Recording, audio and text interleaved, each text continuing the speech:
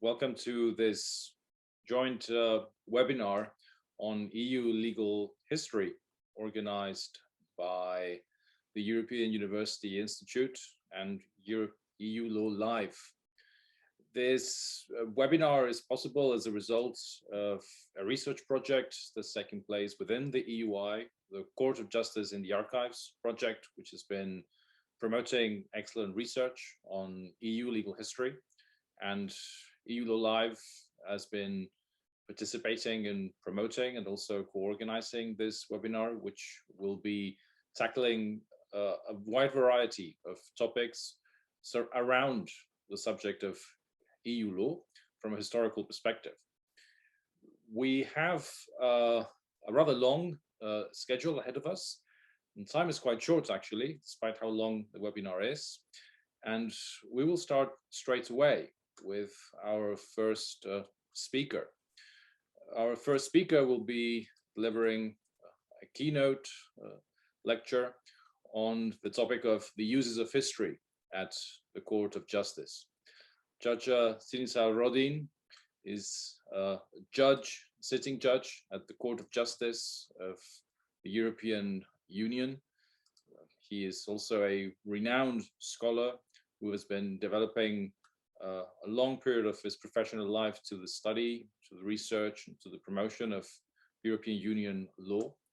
We are very privileged to have him today with us and to have him sharing his thoughts on the slippery issue of history and how courts make use of history, but in the specific context of EU law and the context of the Court of Justice.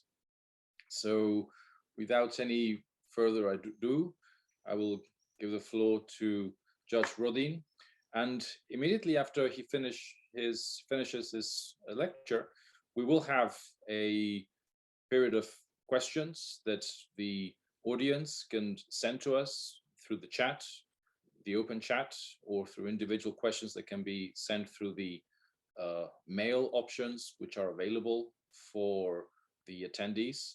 So in the course of Judge Rodin's intervention, feel free to send any questions you may have, or after his interventions, please do so during the Q&A period, and we will be processing those questions to pass them on to our speakers so that we can engage with them in the course of this presentation. And now I give the floor to Judge Rodin. Thank you very much, Daniel. Thank you, Bill. Actually, Bill was the first contact I had when I was asked to join the conference. Did I drop out? No, because yeah, I lost Daniel's video. Okay, I assume I'm not talking to the air.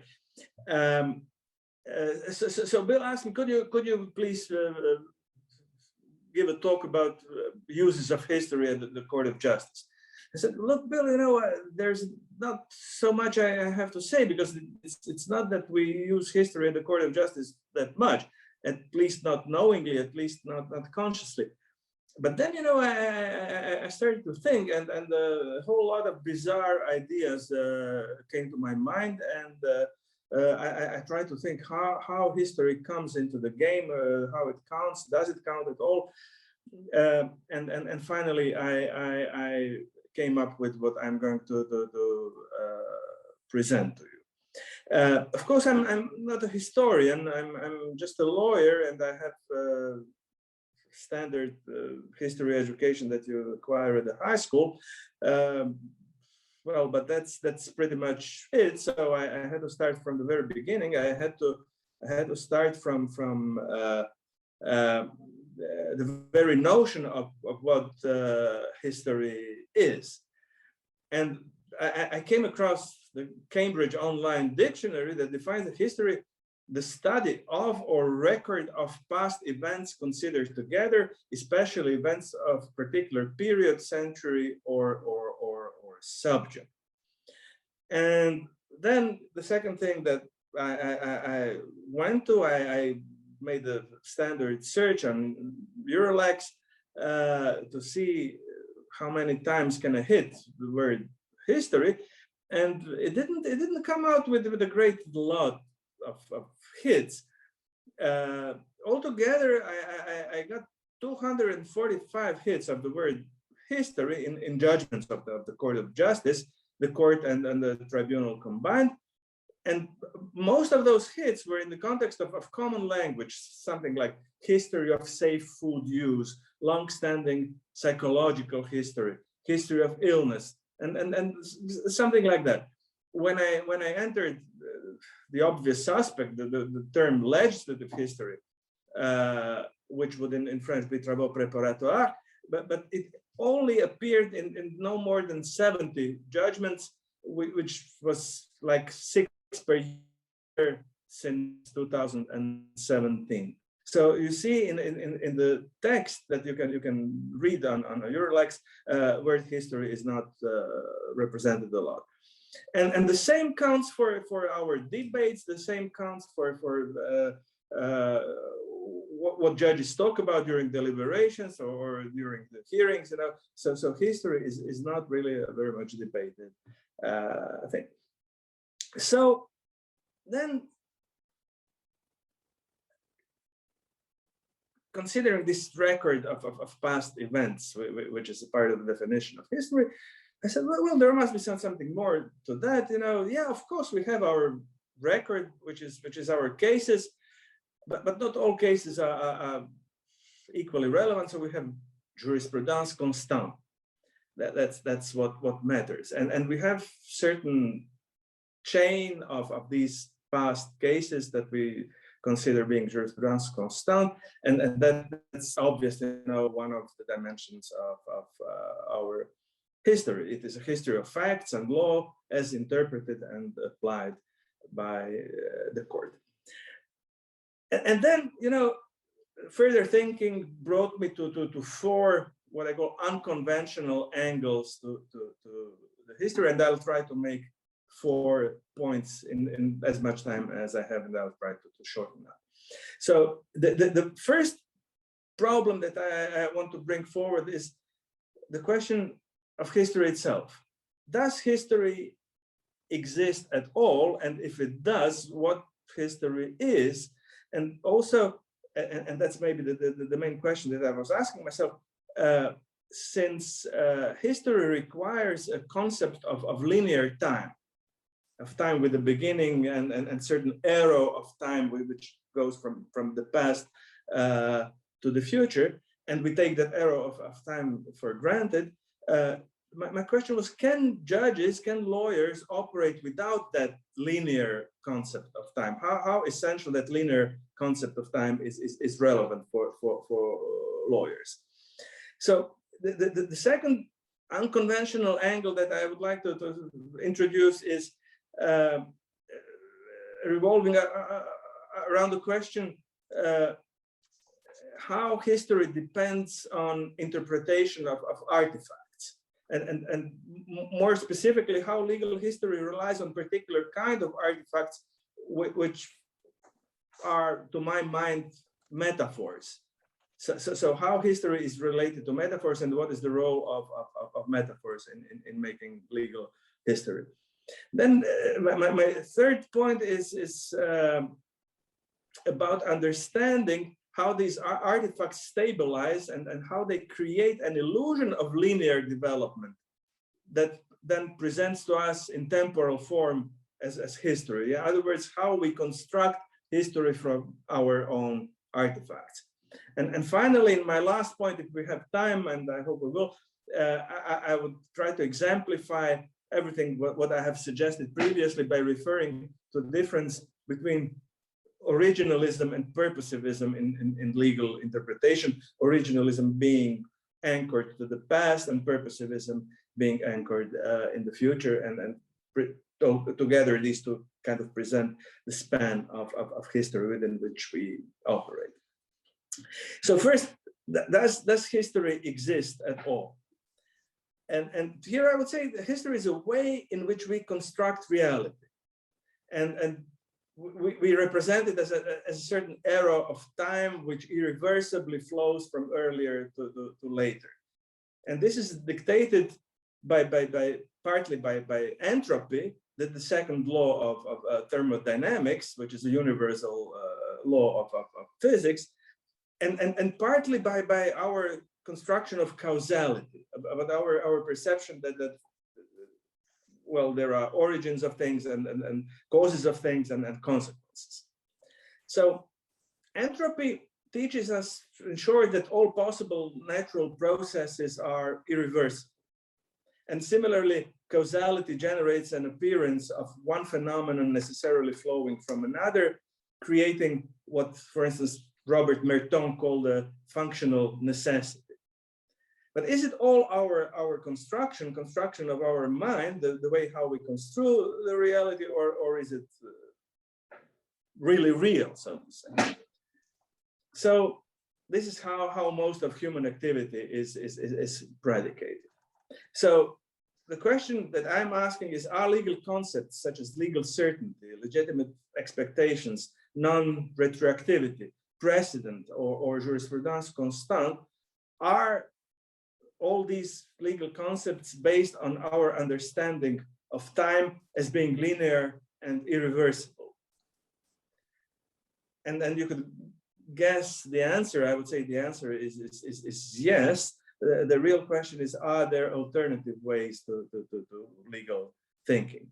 So this time-bound, chronologically bound legal thinking is not just limited to procedures, deadlines, and time bars. Just think of the term judicial proceedings as something that flows, but it's also present in substantive concepts.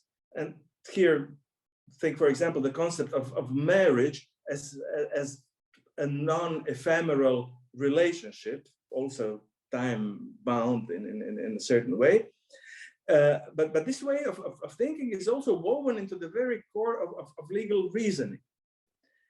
So think of a legal syllogism, where a conclusion follows from the premises. So in order to be able to make a conclusion at all, that would be different from tautology, we need the concept of an arrow of time, according to which premises precede the conclusion. So you see, this time-bound thinking is present in procedures, in substantive concepts, and also in legal reasoning. So the question, are these characteristics of legal reasoning and of our construction of reality an immutable phenomenon, or is it just the way we construct what we hold for reality? And if it's so, how does it matter? So legal interpretation itself is an instance of a more general phenomenon, and this phenomenon is how our mind conceptualizes reality. And once in my reading, I came across a linguist, Benjamin Lee Whorf, who was studying the language of Hopi-nation. And his results are illuminating. I have to say that Whorf's work is not uncontroversial, but nevertheless, whether he's right or wrong, it's very eye-opening. So Whorf explains, that Hopi language has no expression for past, present, or future. And this is a consequence of how Hopi nation understands time. Instead of temporal descriptors, Hopi make a distinction between what Whorf calls manifested or objective, or manifesting or subjective. The objective comprises all that has been accessible to the senses, the historical and physical universe. In fact, there's no attempt in Hopi nation to distinguish between the present and the past, but it excludes everything that we call the future. On the other hand, the subjective, the manifesting, includes what Whorf says, all that we call future, but not merely this. It includes equally and indistinguishably all that we call mental everything that appears or exists in the mind. So they equate what is in our mind and what we would call future. And it may appear shocking to realize that courts operate on similar premises. When deciding a case and when interpreting legal rules, law under interpretation appears something objective, manifest, black letter law that we have in front of ourselves, be it regulation or be it case law. It is everything recorded in black letter and jurisprudence, and everything that is accessible to judges at the moment of deliberation. On the other hand, what judges have in their minds, and they may eventually arrive at, concerns future. In Hopi terms, and as Worf called it, it would be subjective or manifesting. It is not palpable and not real, but may become real once minds of judges manifest themselves in the form of a judgment. As Worf would put it, it is a thought thinking itself out from an inner realm into manifestation. So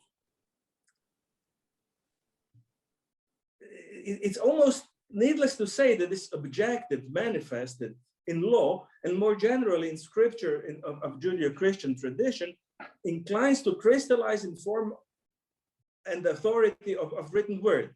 What is written, be it a psalm, a gospel, a judgment, the Bible, or a constitution.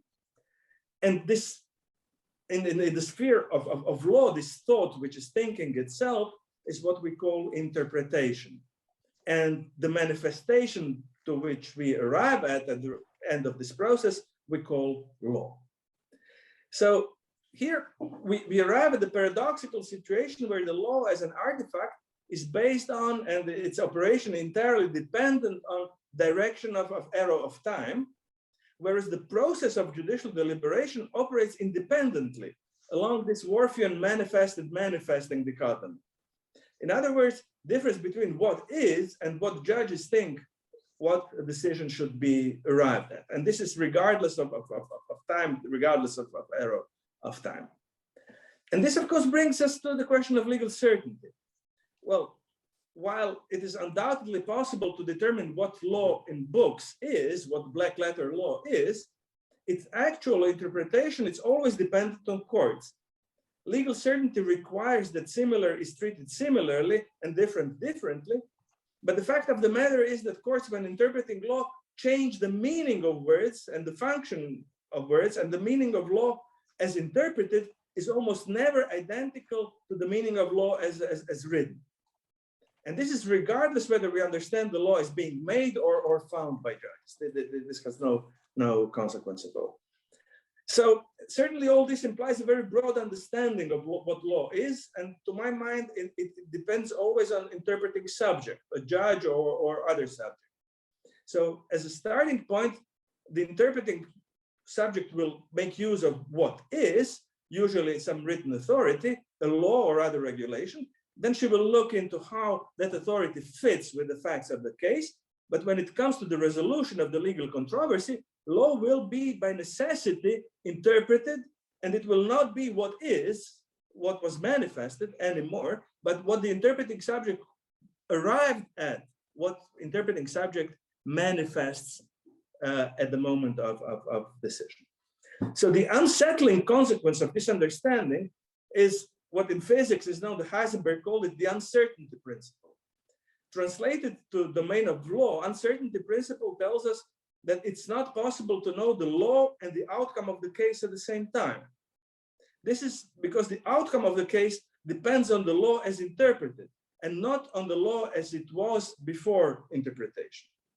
However, once an interpreting subject arrives at the decision, the result becomes real, manifested, and can serve as authority for the future. So I need to say that when interpreting law, judges cannot ignore its temporal dimension. After all, it is how we construct reality. Nevertheless, the interpreting power of the court is time independent, that is, may but does not have to respect the direction of the arrow of time. There are some examples. Procedural decisions of réunion générale concerning allocation to a certain formation of the court, the chamber of 3, 5, or a grand chamber, can be only artificially separated from questions of substance. And the substance is not supposed to be discussed at the réunion générale. So when deciding on the substance, black letter law can be assigned previously inexistent meaning, while precedents or jurisprudence constant, the manifested law can be overruled by the grand chamber of the Court of Justice. So there's a tension between our historical construction of reality and time-independent nature of interpretation, and this creates a number of legal paradoxes. So one of these paradoxes is that once interpreted in a certain way, the law is taken to always have meant what has been decided, and its earlier meanings become invalid.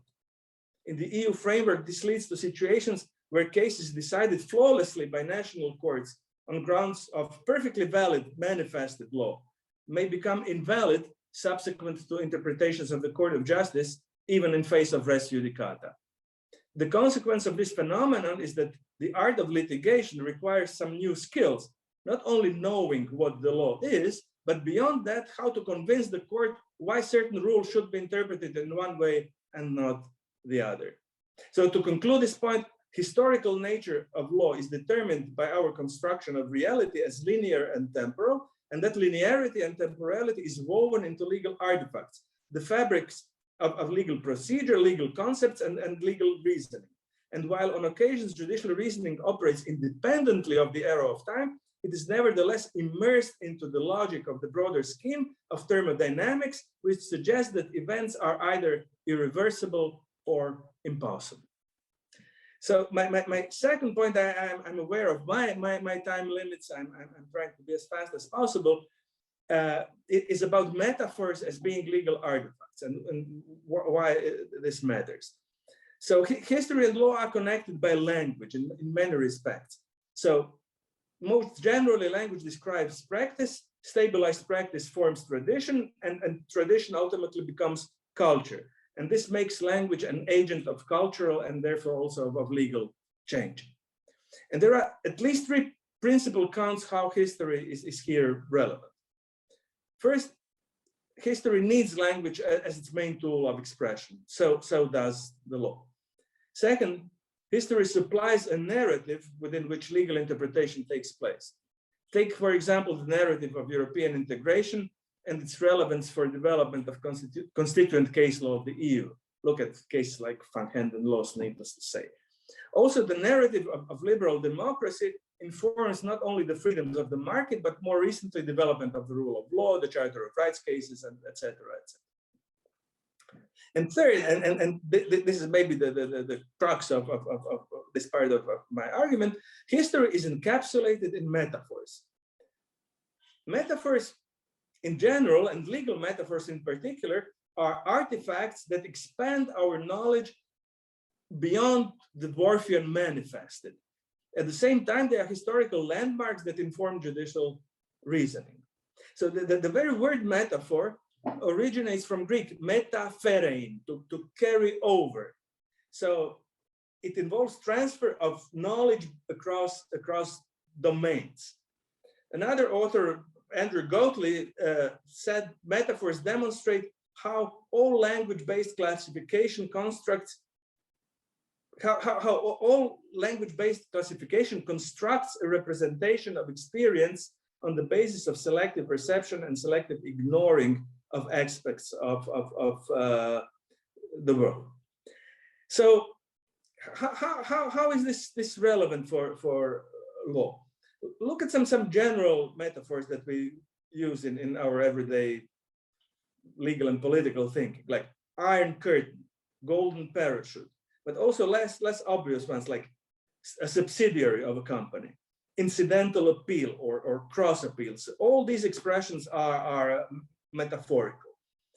So what we can see here is, first, that metaphors transfer meaning in the sense that they explain otherwise obscure phenomena, and B, stabilize the new meaning to exclusion of any other. However, and this comes from Nietzsche and his On Truth and Lies in Non-Moral Sense. He said, metaphors being abstractions and generalizations, I'm paraphrasing, they do not represent observed phenomena themselves. They are mere approximations that need to be vague enough to cover a broad range of otherwise different objects or phenomena. In that sense, judicial decisions resemble metaphors. If they purport to be generally applicable to multiple situations in 27 member states, they need to be metaphorical enough and not focused too narrowly to facts and law of the case at hand. Just think of how case law is being invoked, at least mentally, when we think of a situation falling within a certain earlier case. How European jurists think, at least to my mind, there's something like, oh, look, this is a Frankovic situation, or look, this is a Simmental situation.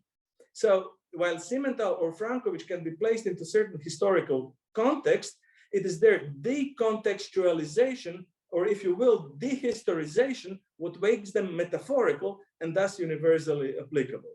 So in other words, we have to detach metaphors from their historical and other contexts in order to make them more universally applicable.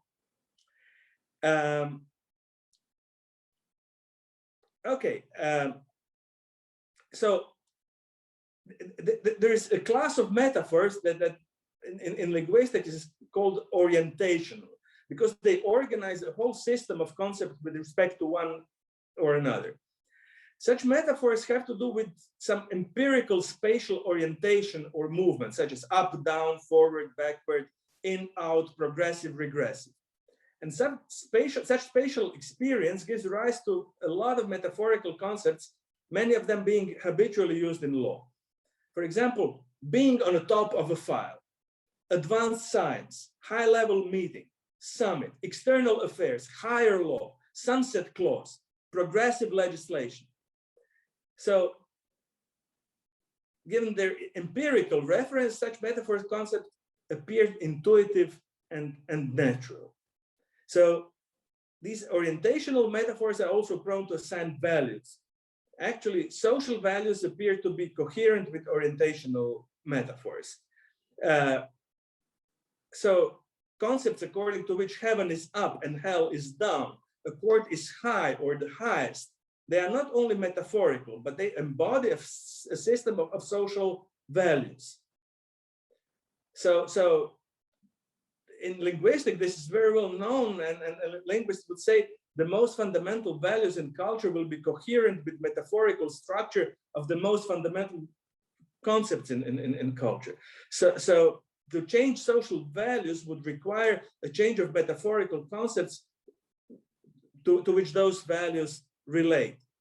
For instance, if you use the word sodomy instead of gay marriage, or involuntary intercourse instead of statutory rape, this does matter in social terms. It does matter in terms of construction of the reality within which we operate. And once the linguistic description stabilizes as a metaphor, it becomes a constituent part of culture that participants take for granted and use it in further interpretation. So here I come to my third point, which concerns what I call under quotation mark canonization. Under quotation mark because canonization has its standard theological meaning. I use it in a broader sense as meaning validation of written materials for purpose of any future use. So by canonization, I understand the process in which certain text becomes authoritative. That is manifested in Worfian sense. Once canonized, the text and its accepted meaning become a source of authority on grounds of which subsequent interpretations are made. In other words, canonization is a method of making historical artifacts, but at the same time, it is a historical artifact itself that pursues standardization and can be applied in respect of any text, ranging from the Holy Scripture to a constitution or a body of case law. Canonization is also a quest for textual coherence and seeks to achieve this coherence along two axes: a vertical axe, which is governed by a hierarchical order of authority, and horizontal, which is governed by chronological or historical order, that is by the arrow of time. This said, canonization is specific expression of linearity and temporality, but also it is expression of relational metaphors on the axis up-down, on the vertical axis. So the purpose of canonization, regardless of whether we talk about religion, history of law, or whatever, is a construction and selection of trustworthy and standard set of sources on which social consensus or at least compliance will be built. However, each canon, in order to be universally binding, needs to ignore particularities of events that brought about its existence, similarly like metaphors. For example, the concept of direct effect in EU law became canonized not because of particular circumstances of the case, but because of its sufficient vagueness that made it applicable in the future. In a religious writing, there is abundant writing about canonicity of Holy Scripture. And I could specify this, but I'm skipping it. Just what I'm trying to say, that canonization in religious interpretation is very similar to canonization in law.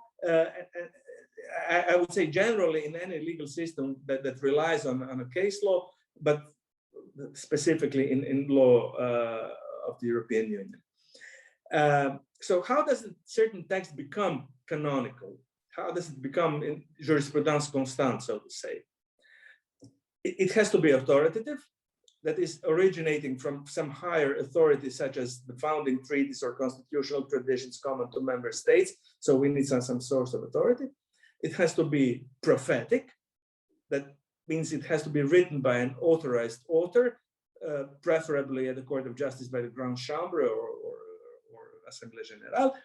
It has to be authentic, meaning sufficiently general to transfer the genuine idea of the rule in question, and it has to make it universally applicable in all member states, and it has to have a life-changing power, meaning it must be operative at the level of application. Finally, it has to be accepted by addressees, that it has to be convincing in a given social context. So all these criteria are taken from biblical concepts. These are criteria for canonization of biblical text, and to my great surprise, they are all applicable in respect of canonization of law. So once certain legal text or judicial decision has been canonized, it becomes a historical landmark, what Worf called manifested. It becomes a source of authority for further canonization and interpretation. And what I would like to emphasize is that the vertical axis, this axis of authority, seems to play much more important role than the chronological horizontal axis. It's more important where the text comes from, what authority it carries, than when historically, in what historical context it happened. And this is because this decontextualization, the historization. And finally, if I have any time left, I have also something to say about temporal linearity of interpretation, about difference between originalism and purposivism. And here, to cut the long story short, I would like to say just one thing, and this is how we often misunderstand a very often used concept of teleology, especially in European law. Teleology, which is often assimilated to judicial activism or to transgression of proper boundaries of the judicial task. To my mind, and this is more, a point for debate than anything else, there is a little difference between originalism and teleology, purposivism in interpretation. Because what interpreting subject, what the judge does at any given point in time, he starts from the manifested, imagines certain end result of the case, how the case should come out, and then by selection of canonized material, directs his or her actions either towards what we call the original intent of the founding fathers or travaux préparatoires, or on the other hand, towards some desired future state. But in both cases, this original situation and desirable future situation are in the same way imagined. They are imagined by the interpreting subject. So it is only the choice of the end result, which is in the mind of a judge, in the mind of interpreting subject, which matters.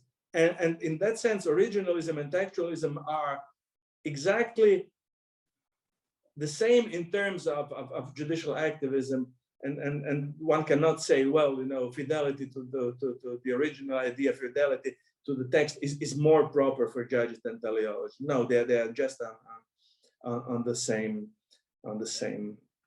level.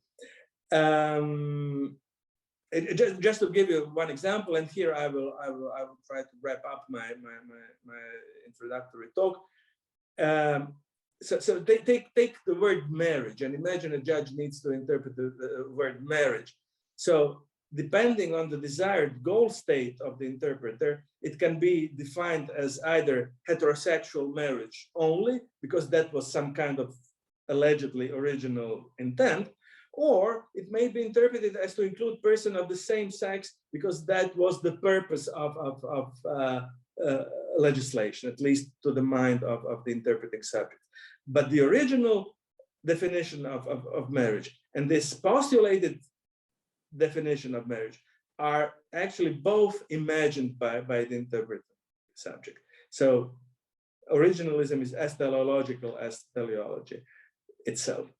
So how do I wrap up this with history and use of history, which is the topic of my talk? Yes, judges do use history all the time. They navigate along history, often not even being aware of that, not being aware that history is encapsulated in metaphors, that it is encapsulated in structure of judicial process, that it is encapsulated in the reasoning and in this irreversible arrow of time. But at the time of judicial deliberations, the history is actually not relevant, because what is relevant is best, to my mind, explained by Worfian interpretation of Hopi language. It all is happening at once in a bubble, which is isolated from time, but this bubble is where legal decisions are being born and where the results of judicial process is being created.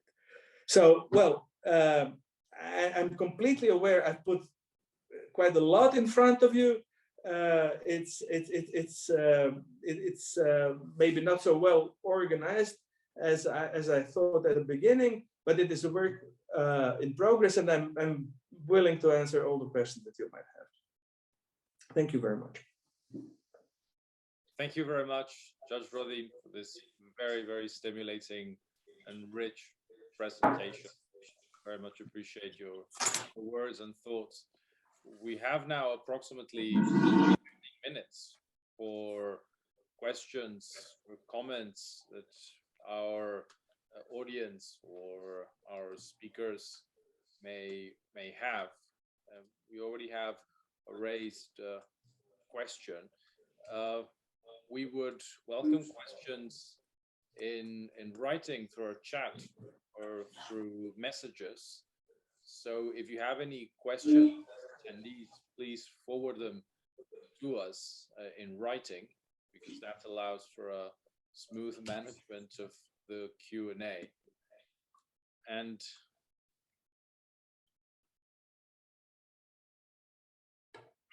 I've just seen a question raised, and Fernanda Nicola has a question. For technical reasons, our speakers, they can actually hear our attendees, I'm afraid. But Fernanda, you can actually use your mic. Speakers okay. Can use mics. Thank you. Great. Thank you, Fernanda. So nice to see you, to see everybody else. Okay, I really enjoy how you, Sinisa, how you use this idea of the linear and reversible notion of time. But Friedrich Nietzsche also said that marriage was a long conversation. Above all, is what the woman you marry is really someone you want to talk to for a very long time. So my question to you, which I didn't see much, is where do you put the longue durée? Where do you put what Claire and Joanne, in their book, they call the long shot in your picture? Because it's different if the history of concept is somehow, you know, somehow at a shorter time, but the longue durée, how do you put that into your legal reasoning? Or maybe that doesn't make any change at all. No, it was just my example to show that this arrow of time is not only present in procedural elements of law, because in procedure it's quite visible. You know, you have stages of procedure, you have the flow of procedure. Procedure itself implies flow of time. But then you say longue durée. Take concept of property, take concept of marriage. You know, they inherently contain the concept of time in itself. But they also, but they also reveal, because if you have a picture of the longue durée, they also reveal when they change, where the path not taken, the road's not taken. So, you know, in the US, Loving versus Virginia, interracial marriages were illegal for the longest time, and those were completely laws that were endorsed by the states. And then Loving comes and it breaks. So the longue durée reveals the changes in time that can be linear, but they could have gone one way or the other. It's true. But I'm not contesting that. I'm not, you know, well, I didn't give it a thought, you know, but I would say you are right. So it is somehow of no consequence for what I was saying, because, you know, my main point here is that, yes, there is this concept of time from which we cannot escape because it's so deeply woven into procedure, substance, and legal reasoning. But at the end of the day, you know, when judges assemble, when they convene, and when they have to come up with some solution of the case, they do not always have this arrow of time in their minds. So what is more relevant is authority. What kind of authority is governing the case, regardless of its temporal location, and somehow what we call past, present, and future is not so relevant for judicial deliberations as it is, you know, what do we have in front of us, what is manifested, what's the authority, and the second question, you know, what do we want to come out with, what's in our mind, and what we will materialize as some future authority. So that's my only point. It's maybe not very sophisticated, you know, but that's the genuine insight, you know. Thank you. Thank you, Fernanda. I have a question for Judge Rodin on the specificity of European Union law. From following your presentation, I understand that idea of the bubble, of the deliberation moment as a bubble.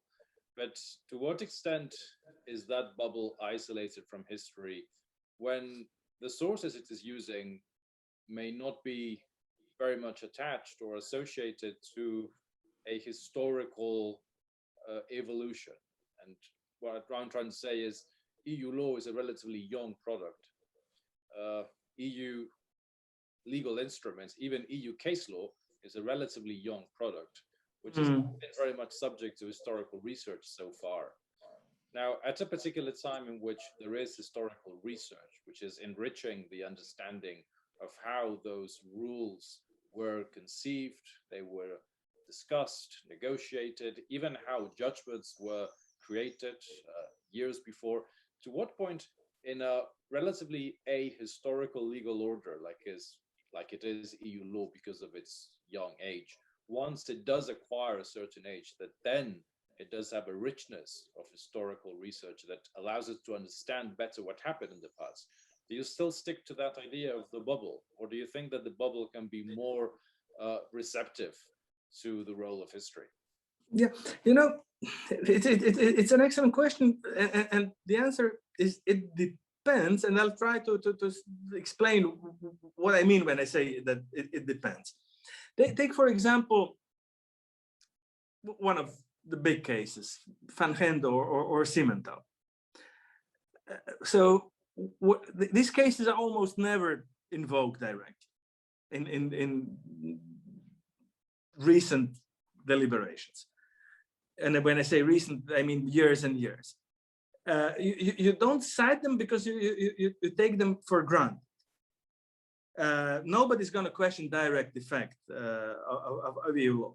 Nobody's going to say, "Oh, look, you know, yes, but Van Gende, it was in specific historical circumstances. It was the formative era of EU law, but now we have different situations, so we should reconsider direct effect, or so the historical context is different now, so we should interpret."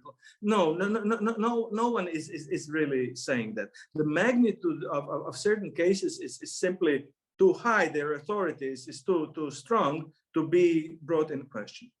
But here is exactly where this decontextualization and dehistoricization is taking place. In order to be universally applicable across the board, direct effect and other big concepts of EU law, supremacy of EU law, you know, they have to be decontextualized. They have to be valid universally, and nobody's going to cite a case, you know, to invoke supremacy or direct effect of EU law. So that's one thing. When I said it depends, you know, of course, you know, the court very often on daily basis refers to earlier case law. Every second sentence almost, you know, ends with extensive citations of authority. And well, is this authority discussed in the courts? Of course, yes, it is. You know, we say, look, you know, maybe this case fits better than the other. Maybe this was not on the point. So there are cases, you know, there are situations where this context, including historical context, does matter for purposes of deliberation.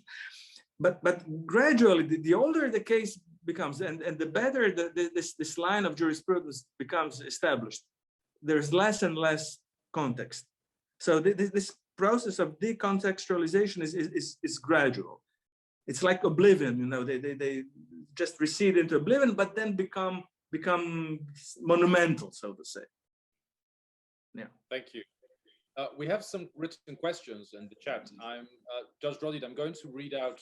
I will read two of them first. So should I be able to see them? Yeah. Okay. Yeah. Yes. There is a first question by Sarah Latanzi. She writes, so history is not so relevant in resolving the case, a specific case at the European Court of Justice, but what about the interpretation of a case where the individual dimension is not so important? For example, in an infringement, you think the founding treaties, for example, contain terms that can be interpreted within an historical perspective. And I would also suggest that we raise the third question. The second question is more of a comment. I will come back to it at the end. There is a second question by Timothy Kuramans. He asks, the idea of constituent power is intrinsically linked to the thesis of the separation, constituent and constituent power are strictly conceptually different, and primacy, constituent power trumps constitutive power. Both these concepts draw on historical, temporal ideas that are hierarchically ordered. As such, my question is whether you think the Court of Justice can be seen as a sort of perennial, derivative constituent body, as it invents, to take your words, an interpretation by reference to an objective or an idea it has over what the law should be, and can, through constitutional adjudication, amend and alter the constitutional basis of the Union. Yeah. Yeah, I'm reading these questions myself on the screen. So let's try to address the first one first. History is not so relevant in resolving the case, but what about the interpretation of cases where the individual dimension is not so important? For example, an infringement procedure. Yeah. Well. I have it somewhere in my text, but I think I've skipped over it. But the concept of legal certainty is in itself a temporal concept.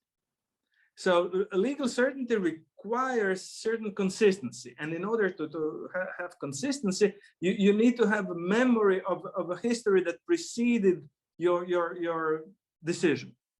So if you want to treat equals equally, if you want to achieve legal certainty, then you have to be aware of this historical dimension of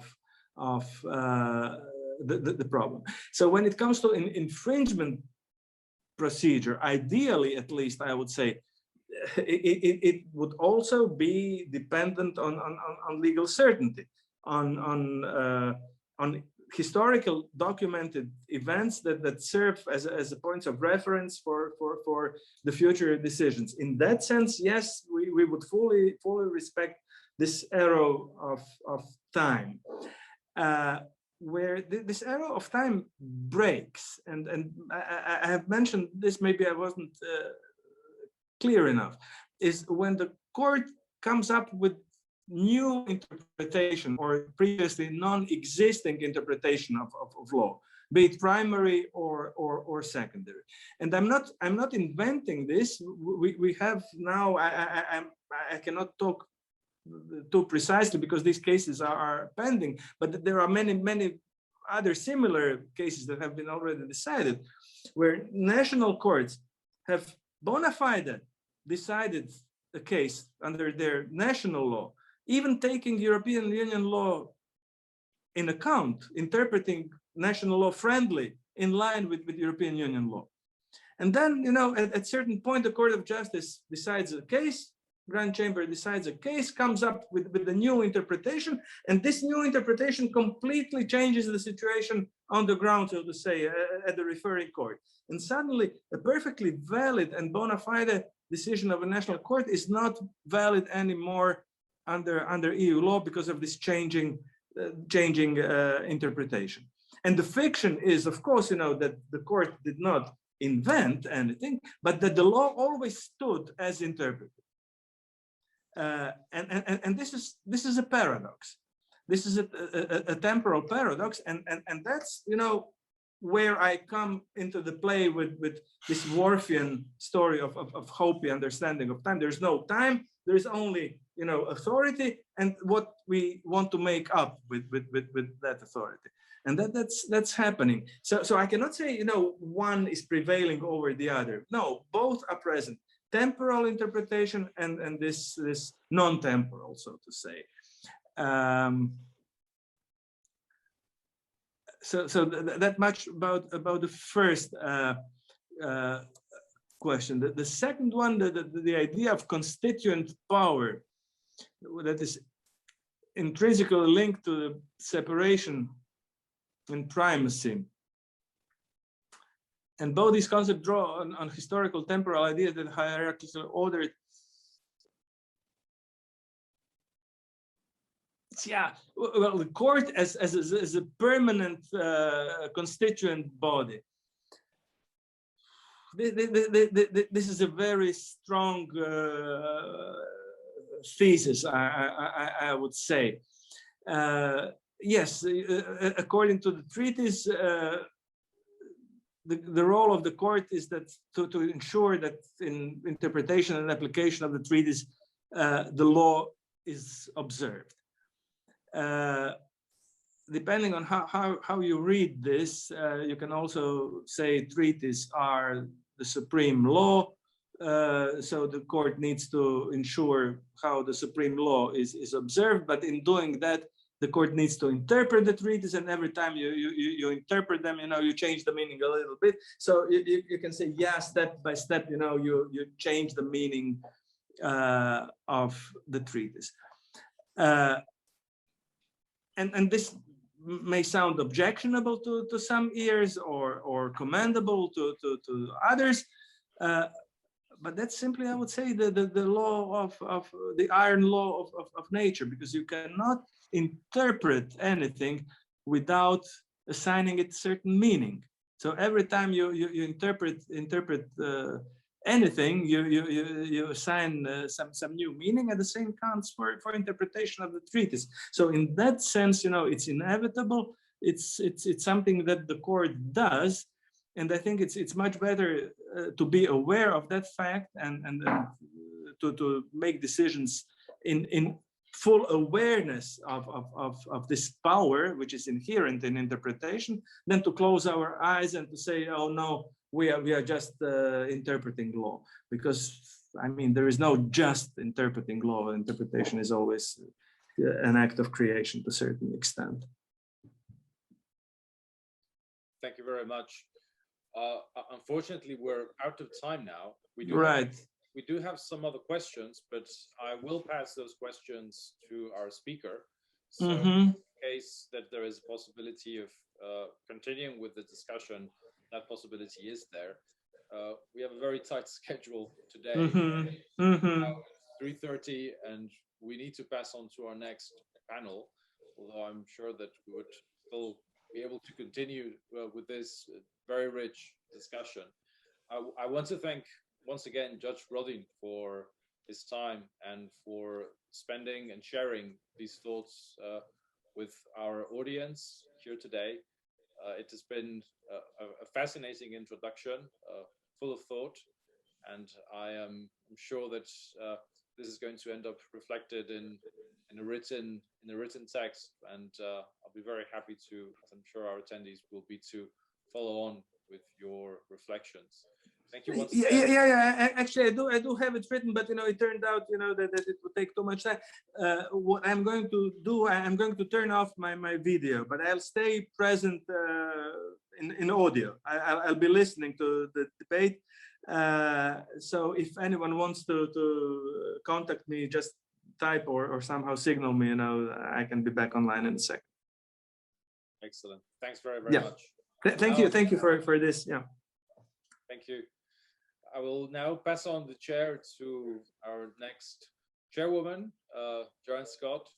Thank you very much, Joanne, for being today, chairing this first panel of the webinar.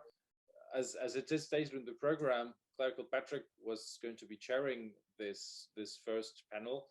Unfortunately, Claire is not able to be with us for health reasons, but very graciously, Joanne has been willing to step in, and also on behalf of the EUI, to have EUI representation among our chairpersons. So Joanne, without further ado, I pass the floor to you, and you have the floor and the chair, and I'm sure that this next panel will be just as fascinating as our keynote. Thank you. Great, thanks very much, Daniel, and it's a pleasure to be here to chair this session on researching European legal history. I am, of course, a very poor substitute for my colleague Claire Kilpatrick, but you'll be pleased to hear that Claire is feeling a little unwell after her vaccine, so she's not, but she's not seriously ill.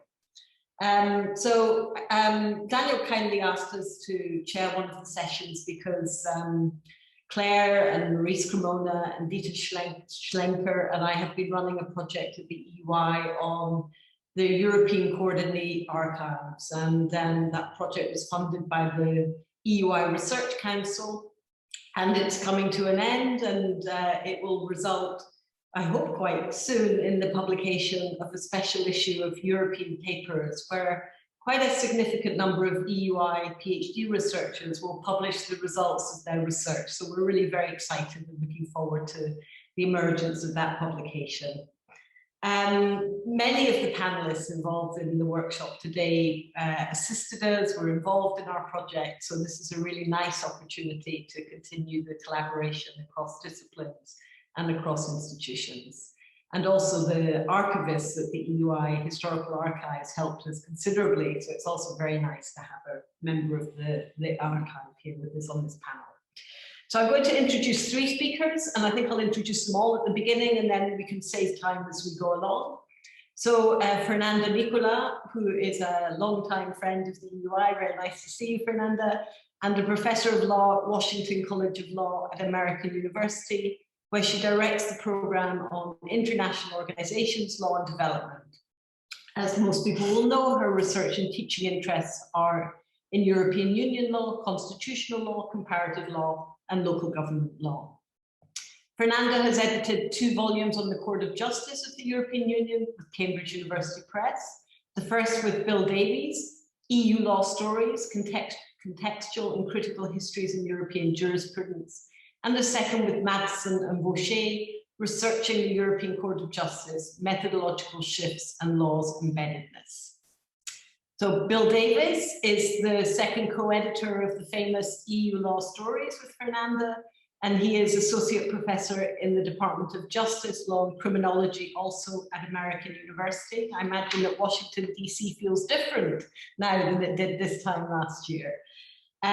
Professor Davies approaches the study of the European Union legal system from a fresh perspective by critically examining the development of the constitutional practice of law in the EU from an historical perspective. And together with Fernanda and others, he has pioneered historical approaches to research on European Union law.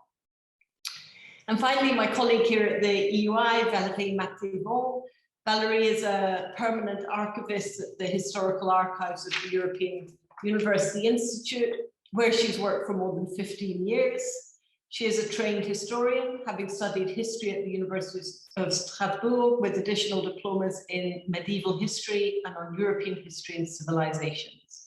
She holds a PhD in history and civilization also from the EUI.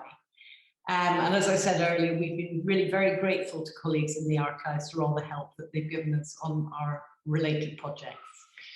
Without further ado, I'm going to pass to the panelists. As I understand it, the order is Bill, Valérie, and then Fernanda. Does that sound right to the panelists? And you have 15 minutes each, and I am going to be brutal in keeping time, which is actually much easier on Zoom than it is in other ways. Am I my co-host? No. Okay, so we're going to start with you, Bill. The floor is yours. Thank you, Joanne. I appreciate that. Yeah, so I was asked to set the scene in this panel. And since we're talking about the research methodologies of legal history for the EU, I thought that I might take a little bit of a personal turn since in terms of setting the scene, I had the very, very good fortune of being there right at the beginning of this, right at the beginning of the creation of this very dynamic field of research. And I have to stress right at the beginning, this fortune that I had was just that. It was luck rather than anything of my own skill or expertise. So I'll explain what I think are the origins of this field and how it developed from my own kind of personal experience of it. Secondly, I'd like to talk about what's distinctive about legal historical research on EU law, or what has been distinctive in the things that we've been doing over the last decade or so. And the third point for the talk would be, I'd just like to survey what's been done, essentially what's been done, and what's more important than that is what's left to be done. And it's been mentioned several times already this morning that, or sorry, this morning for me, but several times during the webinar, that this is a very young field of research still, and so there is an awful lot of work left to be done. And I'll make a few pointers to both the researchers here and those people, thinking about PhDs or working in the field of EU legal history, of where they could go and what research might be most fruitful. So to begin with, I'll start, with what Judge Rodin referred to as this kind of subjective point here. My own story began in EU legal history with I've had a low point in life, really. I just graduated with my BA from King's College in London. I graduated with European Studies. I'd focused on Germany. I'd focused on history. But I'd graduated. I'd done my walk across the stage and all those things. And then I had literally no idea what I was going to do with my life. It was it was a difficult summer. But then I received a call from my undergraduate advisor, Professor Jan Pomorski at King's College.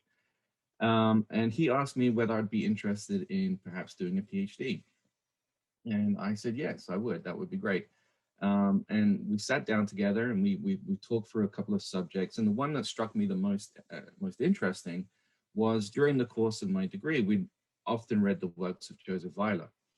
And it was the works of Weiler that really inspired me to go back into EU legal history to check to see whether the assumptions and the theories that were coming out of political science and legal scholarship on the Court of Justice actually held up to empirical reality coming out of the archives that were available at the time. The very first essay I wrote as a doctoral student was on Karen Alter's book, which just appeared that year that I began my PhD, on establishing the supremacy of European law. And I remember that the essay was on the differences between a historical and a political science approach to the study of European law. Over the course of my PhD, I found that there were indeed materials in national archives, in this case particularly Germany, that related to European law.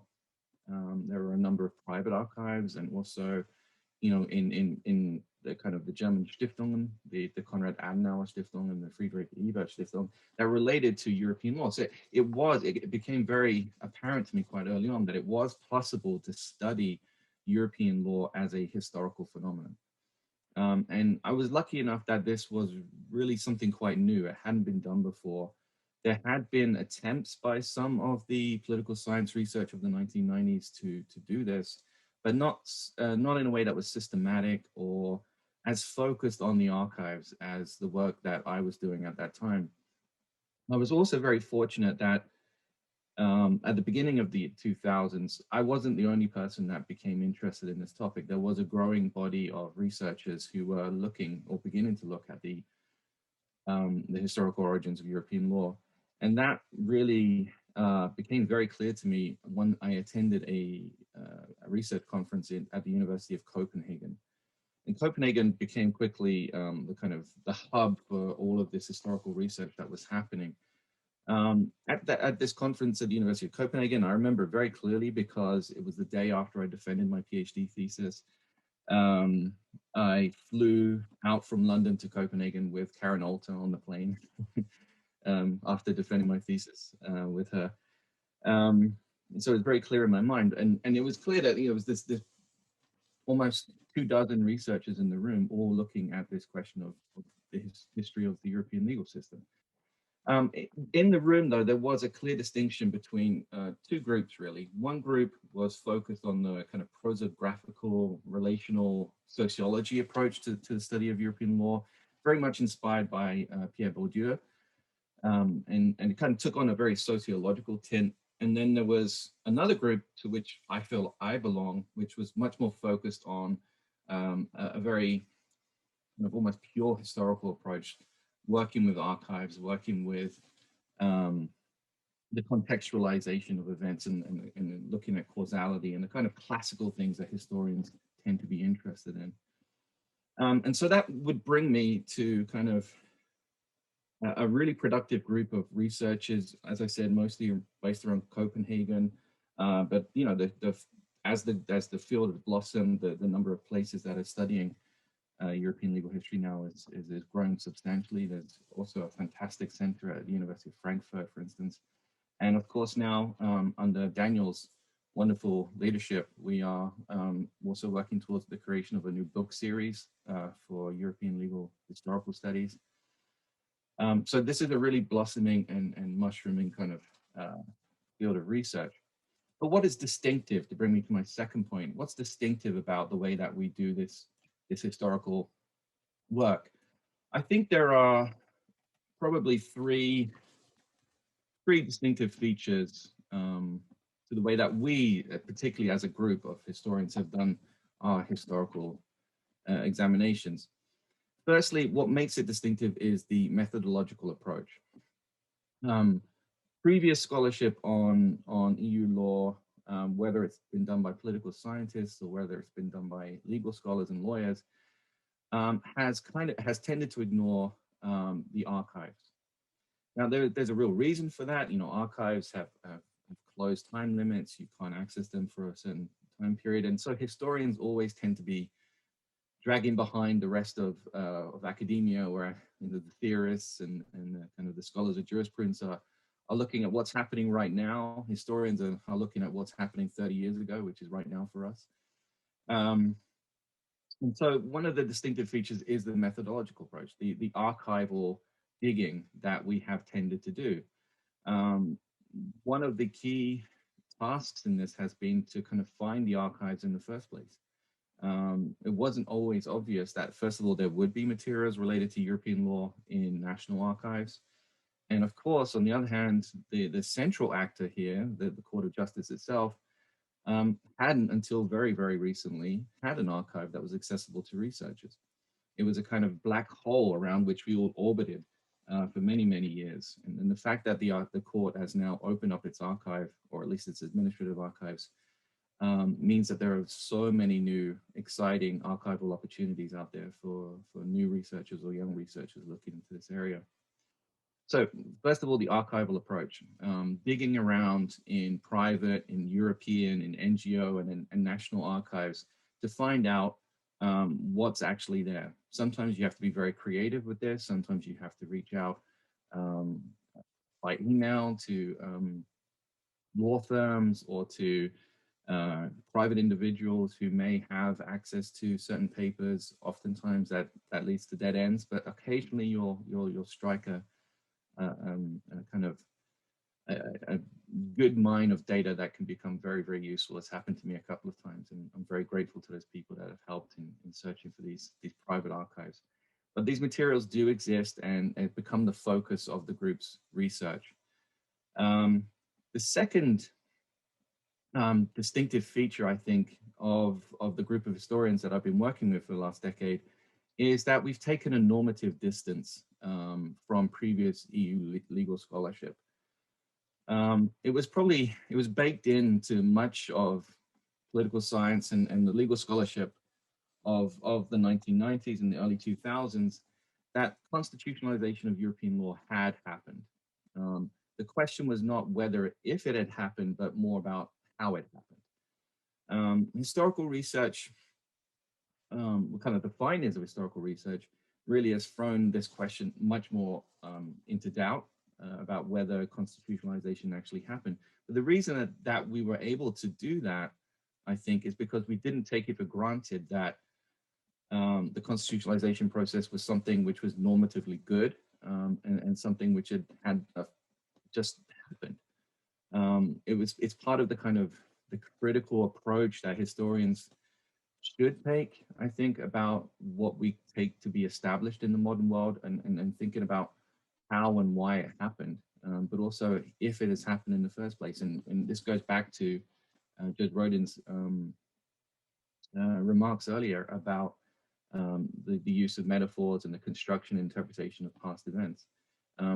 These interpretations are open to question and should be questioned by these poor historians who trail along 30 years behind everyone else. And one of the, I think, most distinctive and important things that the historians have done is shown that the constitutionalization of European law has been a much, much more fragile and contested event than was previously assumed. The third distinctive feature, particularly of our group, I think, has been the collaborative nature of the research that we've done. It just lies essentially in the nature of European Union law and in the European Union itself that it's impossible really for one single scholar to be in a position to understand kind of European phenomena across all of the national, the cultural and linguistic boundaries. It by necessity requires collaboration with other historians, with other understandings of different languages and different cultures and different national traditions. There's just no other way that you can do this. In addition, of course, it's also one of the great strengths of our collaboration that we've been very good and friendly about sharing archival resources, which means that one single historian doesn't need to travel to 6 or 7 different European member states to access all these archives. If we collaborate and work together, then it's been possible for us to, for instance, if I travel to a German archive, to share my resources with the historians that I've been working with in the previous group. But the collaborative nature also is not just amongst the historians. I feel quite strongly that some of the biggest benefits that we've received as a group have been by working with people who are not historians. particularly working with lawyers who understand European law in a different way to the way that historians do, and to other legal scholars as well. This brings much needed accuracy to the work of historians in terms of the law, in terms of understanding the law, but it also highlights to us as researchers of lawyers, of judges, how lawyers and legal scholars think, and that kind of different flow of thinking that lawyers will have in their interpretation. So it allows us, by working with and collaborating with lawyers and legal scholars today, to have a better understanding of the people that we're studying in a historical sense as well. So what's been done and what... Bill, I'm going to have to just tell you you've got a couple of minutes left. Okay, thank you, Joanne, appreciate it. I'll be very, very brief on this. What's been done and what's not been done. I think it's a good way to think about what's been done. You can think of it in 4 different categories or 4 different parts, I think. The first body of scholarship that's been attempted looks at the creation of the communities and the court itself. Here we can think about the works on the treaties, the negotiations, but also the historical work with a kind of, as Fernanda mentioned earlier, the longer durée, the longer view back into the interwar period and even into the late 19th century, which are, the periods where many of the early EU lawyers were already active or were being trained. A second body of historical research has examined how EU law functions at the European level, looking at the court, the legal services, the lawyers, and the scholarly communities that have emerged to support this area of law. Here we can think of the many biographical works of the judges, the examination of the legal services, especially the Commission's legal service, and also the development of academic fields of publishing, of journals, and of course the teaching of European law. The third body of scholarship looks at how these developments at the European level were received, translated, transformed by the member states. In this vein, we've got historical examinations of how EU law was received in Germany, in France, Denmark, Belgium, the Netherlands. And I guess someday I'm going to finish the UK case study that I started many, many moons ago. Still haven't got to the end of yet, but I'll get there at some point. And the fourth body of scholarship looks at the cases individually. Sometimes we complain that EU law is all about custom taxes or importing mushrooms or some other technical issue. But when you study the cases in their historical context, you can really have a lot of fun doing so. If you look at the volume that was mentioned earlier, the EU Law Stories volume that Fernanda and I edited, you can look at the funny stories in Dmitry Koshinev and Justin Lindebom's case a chapter on the Chen case, or you can see that in the Frankovich chapter, how the case only arrived at the Court of Justice in Luxembourg after a postman in Strasbourg diverted the mail to the correct place. You can have a lot of interesting. Can I ask you to wind up now? Sorry. Yes, thank you. Thanks, Joanne, no problem. I'm finishing now. Right, so the most important thing that is left to be done is tying EU legal history into the broader swathes of legal history of the 20th century.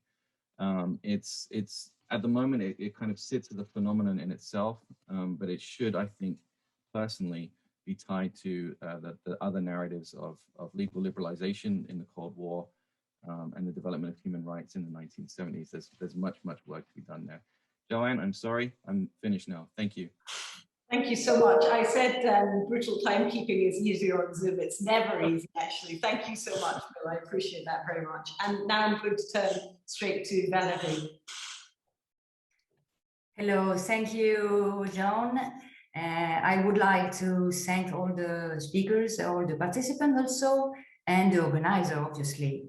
So, as John Scott present me, I'm an archivist at the Historical Archive of the European Union, and I am in charge of with a colleague, Catherine Préviti, of the Archival Fund of the Court of Justice of the European Union. I will briefly remind you what are the Historical Archives of the European Union, and then I will give you a general view and an update on the Historical Archive of the Court of Justice of the European Union. So the historical archives of the European Union are part of the European Institute, and accordingly to the regulation of the Council of the European Communities and the decision of the Commission in 1983, we are, let's say, the official archives of the historical documents of the EU institutions, which are declassified after a period of 30 years. So in 2011, a framework partnership agreement between the historical archives and the EU institution is signed, and it will be reinforced in 2015 to increase the role of the archives and to increase the cooperation between the archives and the EU institutions and to improve the access to the documents. And in 2014, only in 2014, I have to say, as Bill mentioned before, the Court of Justice of the European Union decided to be part of it, to be part of the framework partnership agreement, and to transfer their historical archives in Florence here. So between 2015 and 2020, the historical archive received 4 big transfers of documents from the Court of Justice. It's a total of 7,050 files. So they came late, but with a huge amount of documents. And they send, let's say, 3 large group of documents. The first group, let's say, is the original judgments and opinions, which are unique pieces, as they are the original, and they send them not for consultation, as you know, they are all available. The text is in the ELL, but they were sent for preservation, creation, and security to preserve and conserve the material. So they are the judgment and opinion from 55 to 1982. Then the administrative files, they were sent also in one of the transfer. They are around 1,600 files. And then the biggest part is the original procedure files. And all of you I've seen some of them, and they sent from the files from 1953 to 1986. There are around 4,050 files. In this period, available for the research are the files until 82, as the other one from 83 to 86, they are in process of digitalization. 5,000, more than 5,000 files are available for research. So they are in the inventory, and you can find all the description in the inventory.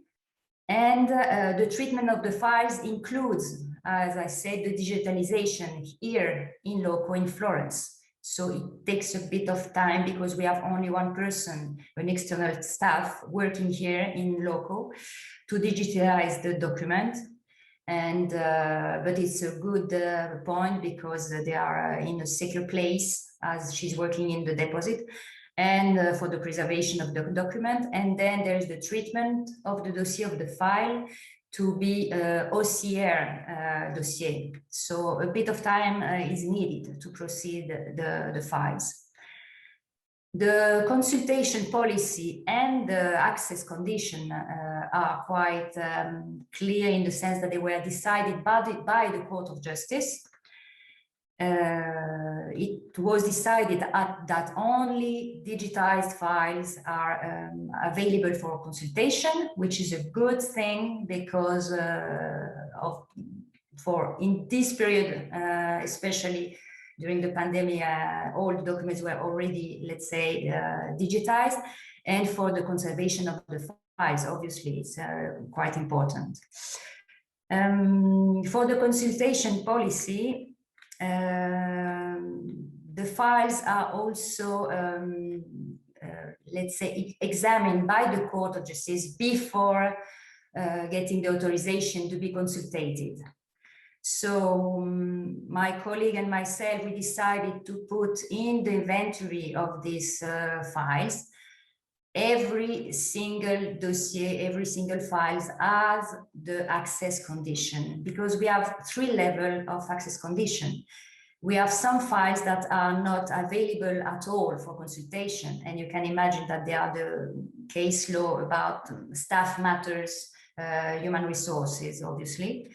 And until now, there are only 160 on this amount of documents of the case. So it's not that much, fortunately. Then the second level is the document that needs some examination from the court. So that means that nobody until now asked for this file. So when you request the document, the court will examine the document, and in some cases will black out some parts, the sensitive parts, which are the commercial parts, the personal data, and so on. And then you have the level of access, simple access, in the sense that they were already examined by the court and they are accessible, so it takes nothing, well, no time, in the sense that you send a request to us, and then our IT will send you a link for to download the PDF. So this is it. I will now just give you some data on the consultation of these documents, because the consultation starts in 2016. It was the time of the digitalization. And then it was growing and growing and growing. So the first year we had 150 requests only.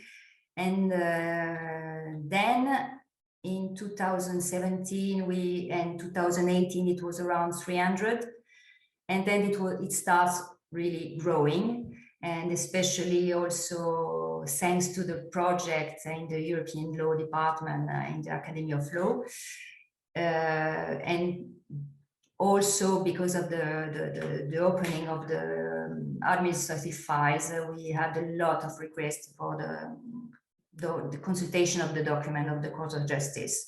And we are in 2020, half of the year, and we already had 680 requests. So it's a huge amount of requests.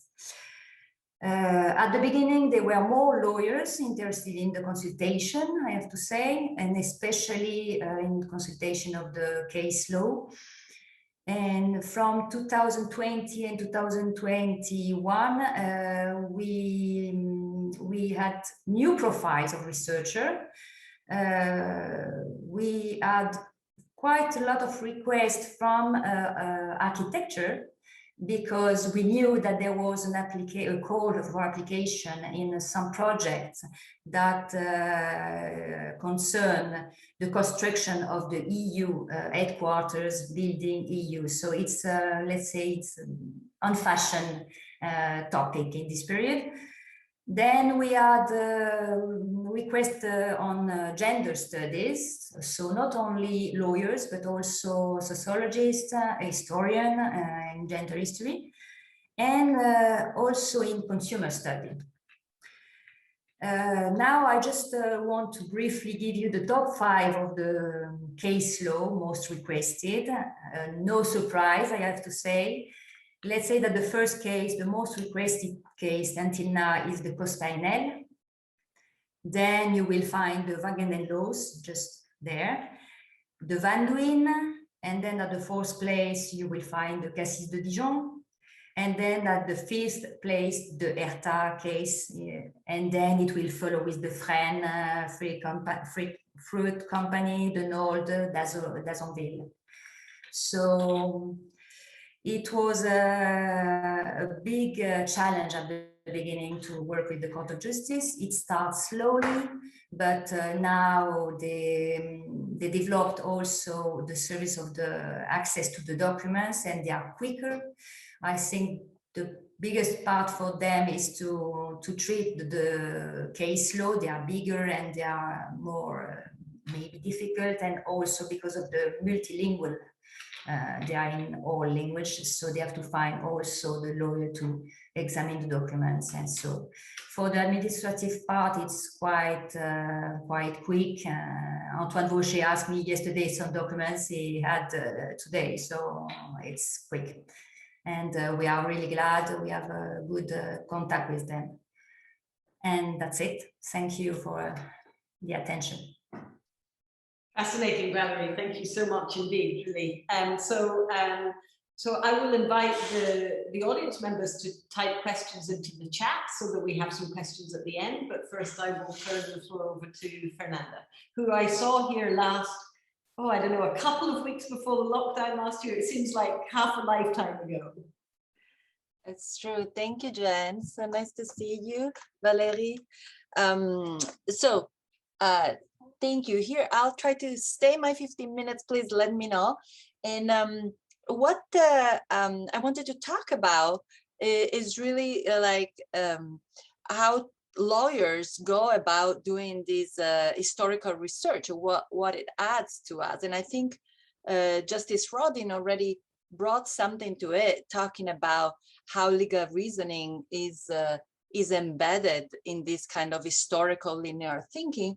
And what I wanted to really bring to the floor more is this idea of the longue durée, this idea of that also Bill mentioned, of us as lawyers, we're often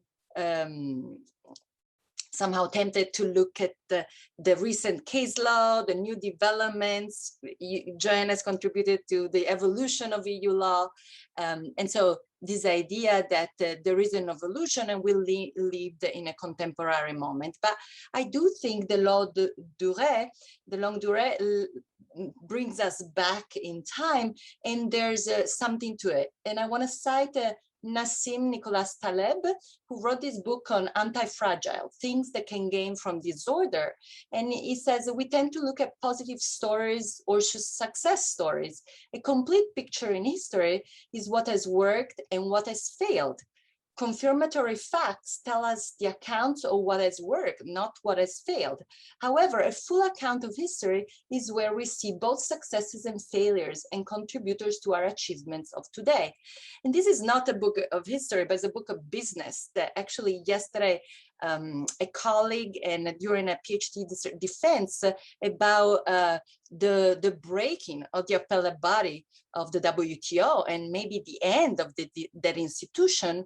What are we left with if the appellate body disappears, the highest court of the WTO? And what we're left is with a solid jurisprudence. So the thesis of Katayum Baskeran was really that what was anti-fragile was this jurisprudence that the WTO has created, that even if the institution itself will disappear, the jurisprudence of the appellate body will stay with us in these archives, in these documents that we are preserving, even at the Court of Justice. Same thing for the legal nation that I know that Boerger and Vera and Morijn will study. And I think there's really something to it to think about what is the institution, how was created, can this institution disappear at a certain point? And what's interesting, Joanne didn't mention her new book that came out with Claire Kilpatrick on new legal approaches to the Court of Justice. So they start with this idea that we as lawyers, that we, the court, was one monolithical thing. But it turns out that the Court of Justice has changed over time, from the Court of Justice of the coal and steel community to a Court of Justice with a multiplicity of actors. We heard from Sinisa about the different formations of the court.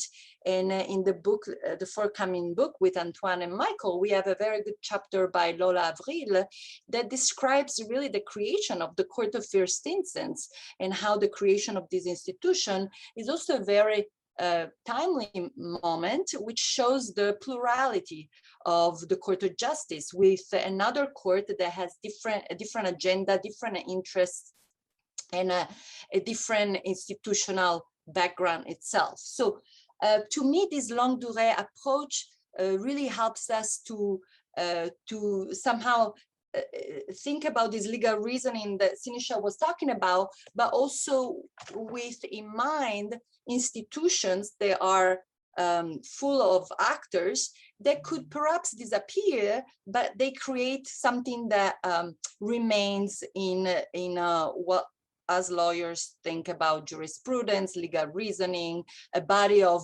this law that has a more anti-fragile nature, as opposed to institutions that are fragile because of the context, the politics, and the specific moment where the institutions are created. So in my work as a lawyer interested in the anti-fragile nature of law, I first with Bill looked at the case law, which was the most natural, especially having been trained in a civil law country, but also working here in the US in a common law country. The case laws seem to be the most anti-fragile moment of EU law, and with Bill we really try to recontextualize these cases to figure out the path not taken by many of these lawyers, but also we try to figure out who were the actors in these stories behind the cases, and we came up with a rich, as Mark Pollack called it, a kind of 3D story about these cases where we had the judges. So we have Will Phelan, who wrote about Le Cour. I myself started doing much more work on Alberto Trabucchi. And then we also had lots of work on the Euro lawyers, of course, and also the référendaires. So we had the incredible luck of meeting a bunch of référendaires here in Washington. I ended up to write a chapter with a former référendaire who knew my case very well, Oceano Gruppo, and Evelyn Tichadou and I ended up writing this chapter, and we realized the référendaires were a key player in the creation of these cases.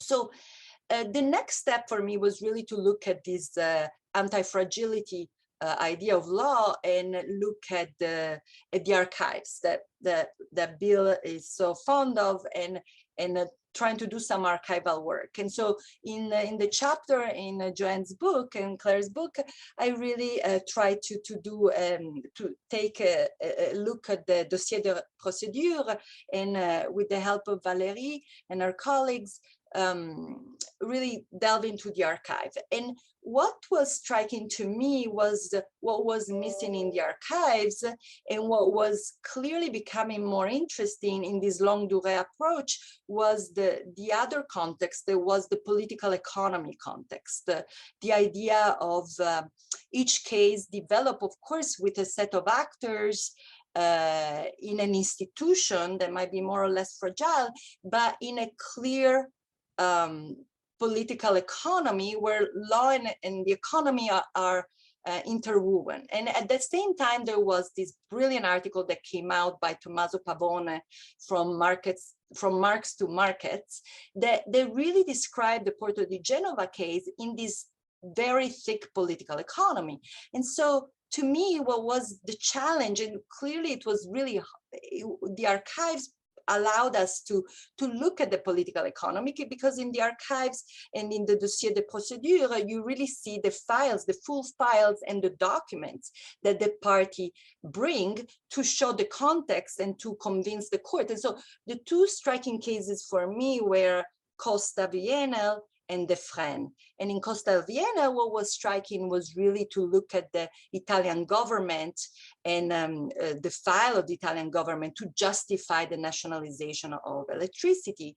And then in the Fren case, the files from the British and the Irish governments to basically convince the court that the principle of equal pay for the Fren too was okay, but you shouldn't have that apply retroactively, because that would be a complete overhauling of the social security system and a big cost for those two member states. So, so that was the second approach that I took to really really look at the political economy of these cases, where they were living. And clearly in this step, the archives and the dossiers were helpful because of the member states' position that we often don't see, or they're just mentioned by the lawyers of the commission, but there you would have the full files and the full documents and really look at the data that is brought up.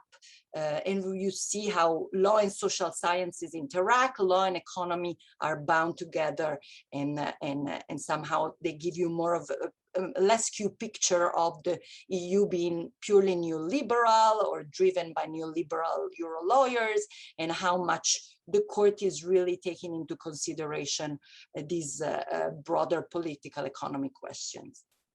Okay. So my last now, the last area that I want to talk about, where I'm going right now, it's again with this idea of fragility, anti-fragility in mind. And what's really interesting, I started with a lawyer of the legal services of the European Parliament. We started to do some research on the origins of this service, which is the service of the legal service of the European Parliament, created very late compared to the other legal services, a very weaker institutions compared to the other two, at least at its creation. Today, it's a much more robust legal service. But what was interesting, again, was that the creation of this institution happened almost serendipitously, in a way that was not that planned, and happened under the force of a particular personality, this Francesco Pasetti Bombardella, who was a very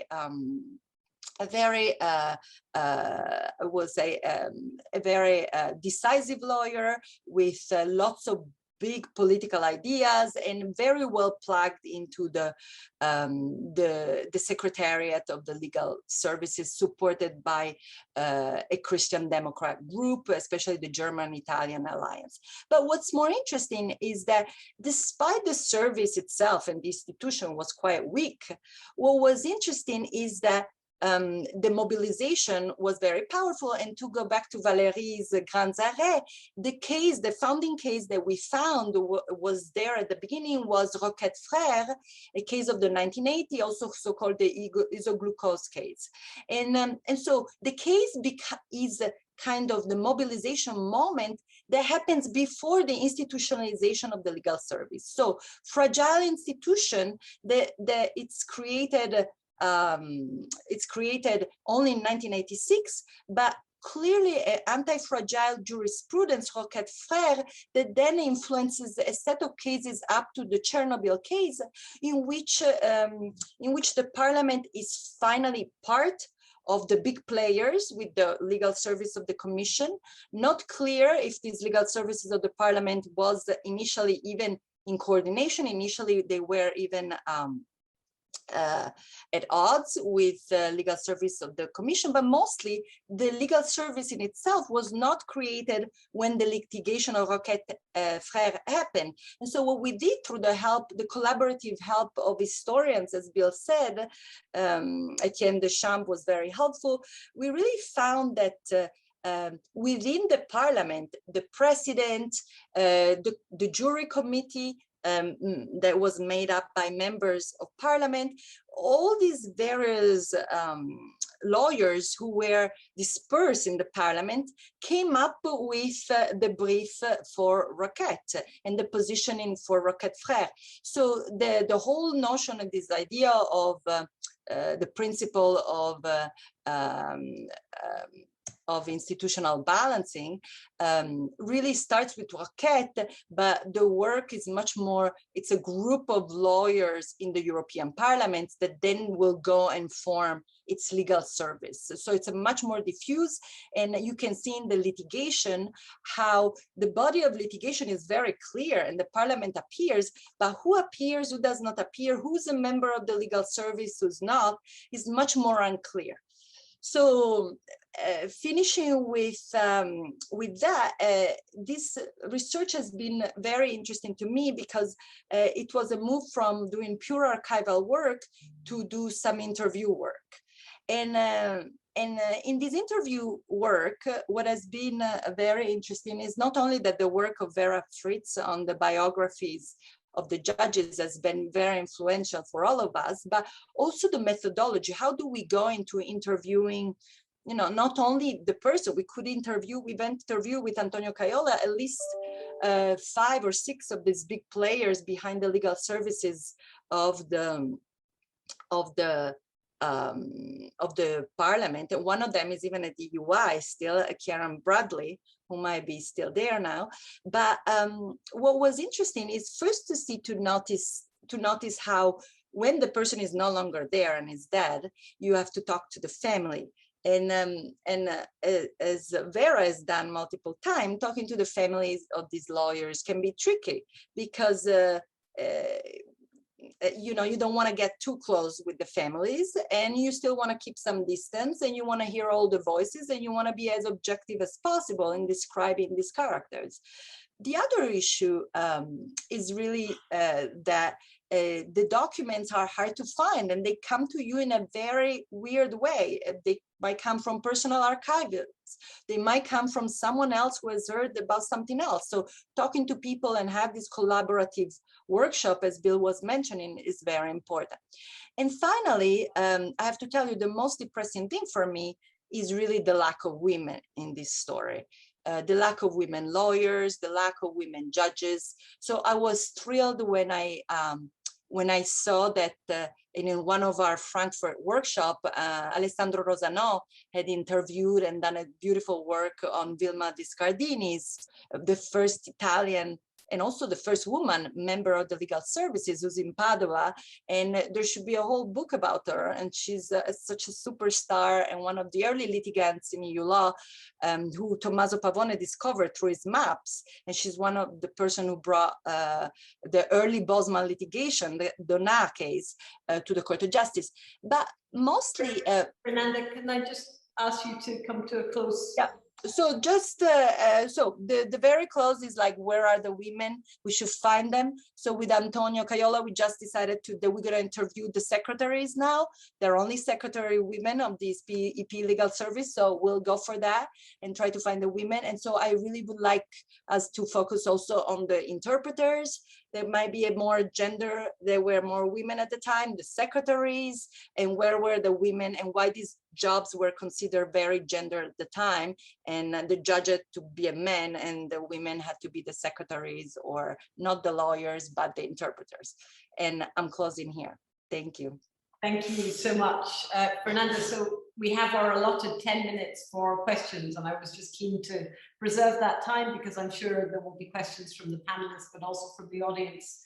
I'm not seeing any questions in the chat right now. I think that's because there are none rather than because of my incompetence. So I wonder if any of the panel members have any questions to their co-panelists while we wait for questions to come in to the chat. Sure. Joanne, if you don't mind, I'd love to ask Valerie, what's the most surprising case on that list of most popular requested cases? Sorry, what? I didn't get that. Of that list of requested cases that you produced. Yeah. I'm wondering if you found one particular case especially surprising that it's been requested so much. Well, as an historian, and I didn't know anything about law before, so I discover piano piano all these cases. But so surprising, no. Well, when we have visits here, when it was time of visits before the pandemic, all the students from master in law or and not only European, they wanted to see the Wangen laws. So that's like the case studies everywhere in law universities or studies. But at the end, for the requested, we have the Stein and Gooday. So I don't know if it's a question of research for some books, because I had some contact with different groups of researchers, like your group, like Fernanda and Graham Butler. Also, a lot of publications are coming out now, and we are really glad of that. So we are trying to do our best, but let's see if we will find some new surprise in the next future. One of the things I found very interesting in the discussion there was the discussion of the political economy and the usefulness of the archival resources and shedding light on political economy. And I've recently written something on international fruit using the archives, and that certainly was the case there, showing the awareness of the court of the context of the evolution of the common agricultural policy in the wake of the setting up of the GATT. It doesn't come out of the case judgment, but comes out much more clearly. So I really appreciated that. I guess as a sort of amateur in this area, the question I have is, how does one move beyond individual cases? So one could shed light on individual cases and the political economy of individual cases. How does one take a step beyond the sort of individual case approach?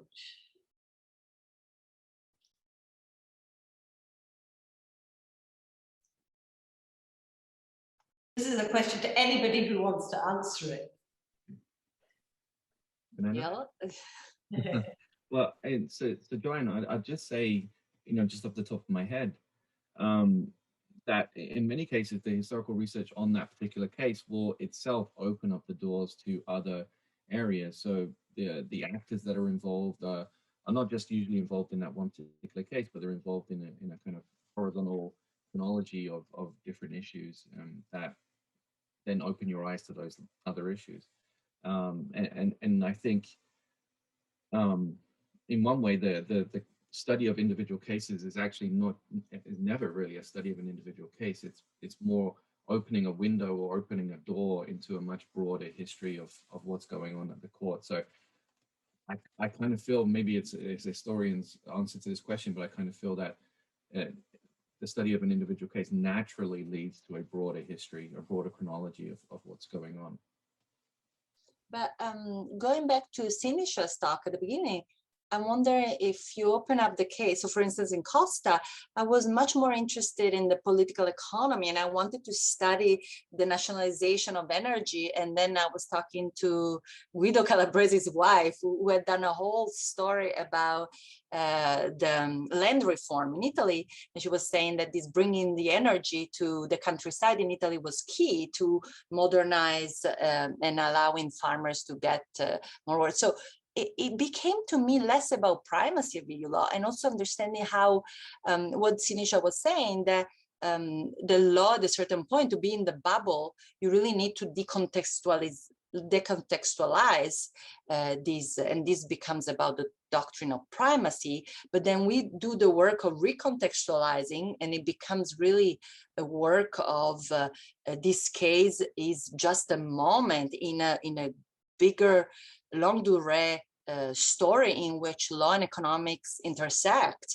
And it's really about, this led to the economic boom of the 60s, because we wanted to have a more competitive economy throughout Europe, and we couldn't have allowed to have dysfunctionally energy markets.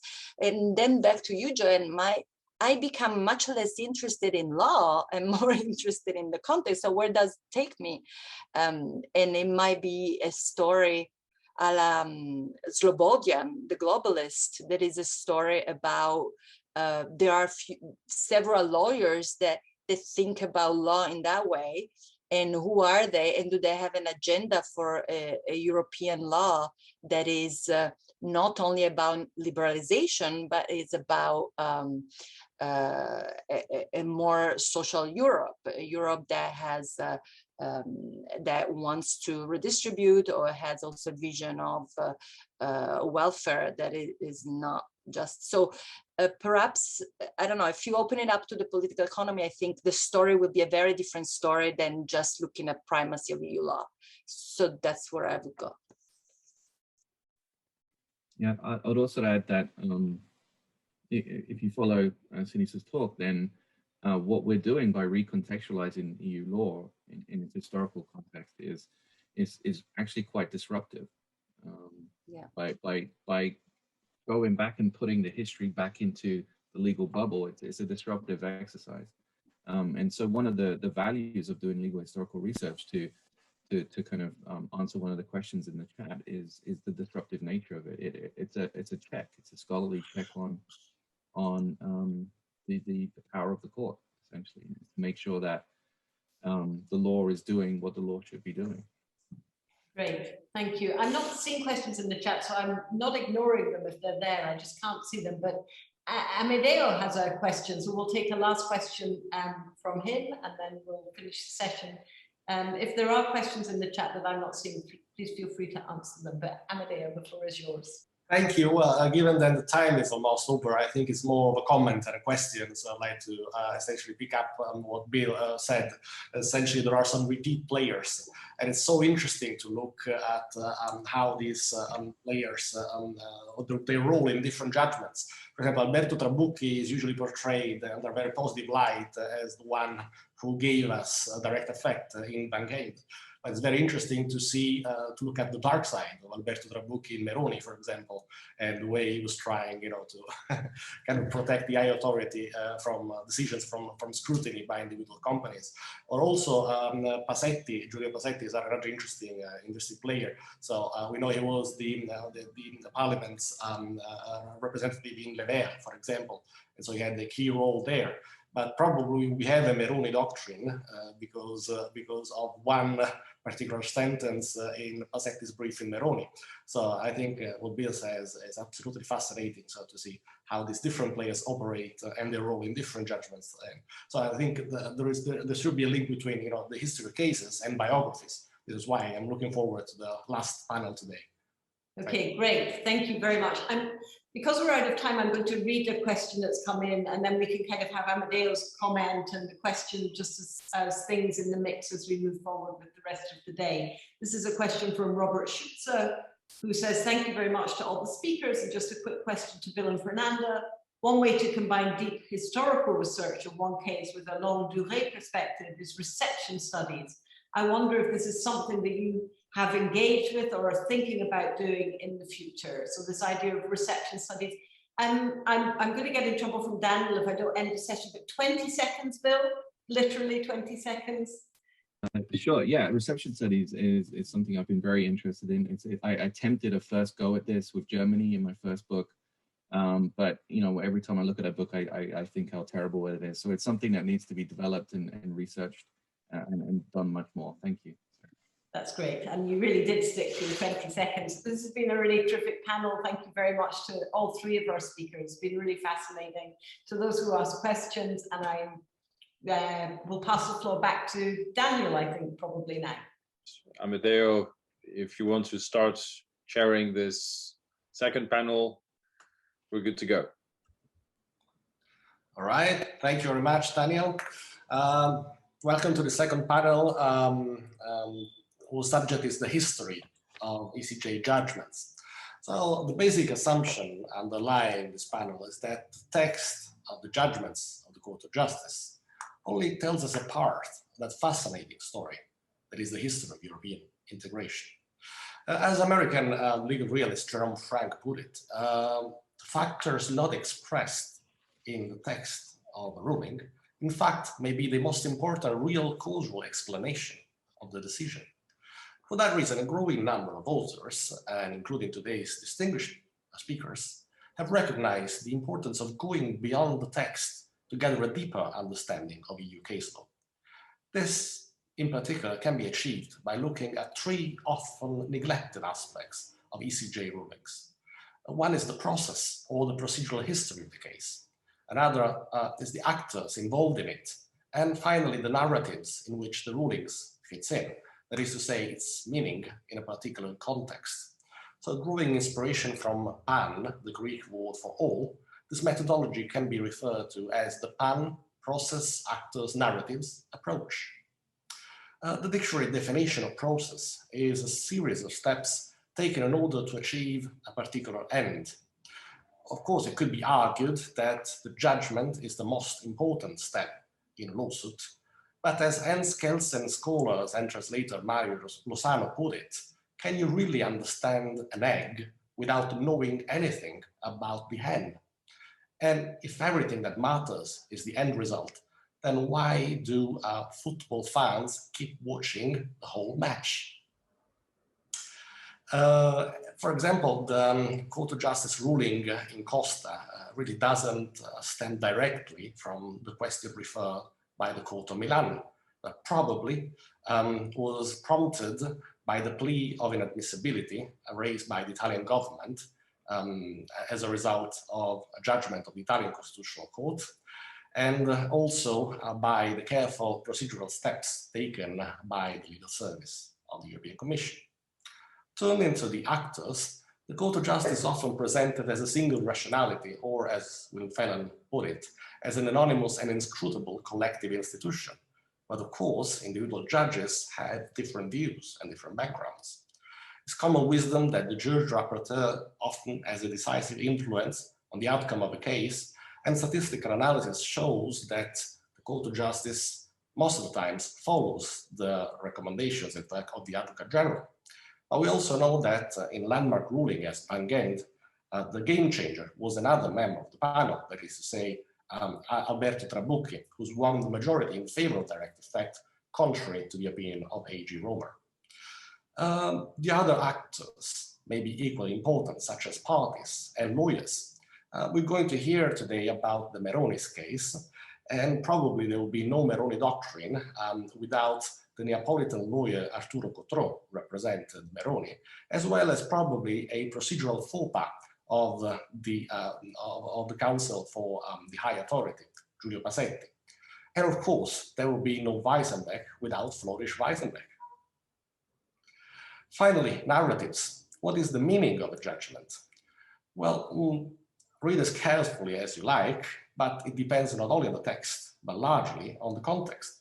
For example, the Court of Justice held for the first time that community law takes precedence over national law in Humble in 1960, but the judgment went largely unnoticed as opposed to Costa Viena in 1964. And Robert Schutze has convincingly argued that the D'Assembly formula, taken in its original context, probably had a different meaning than what it came to mean for the generations of internal market scholars.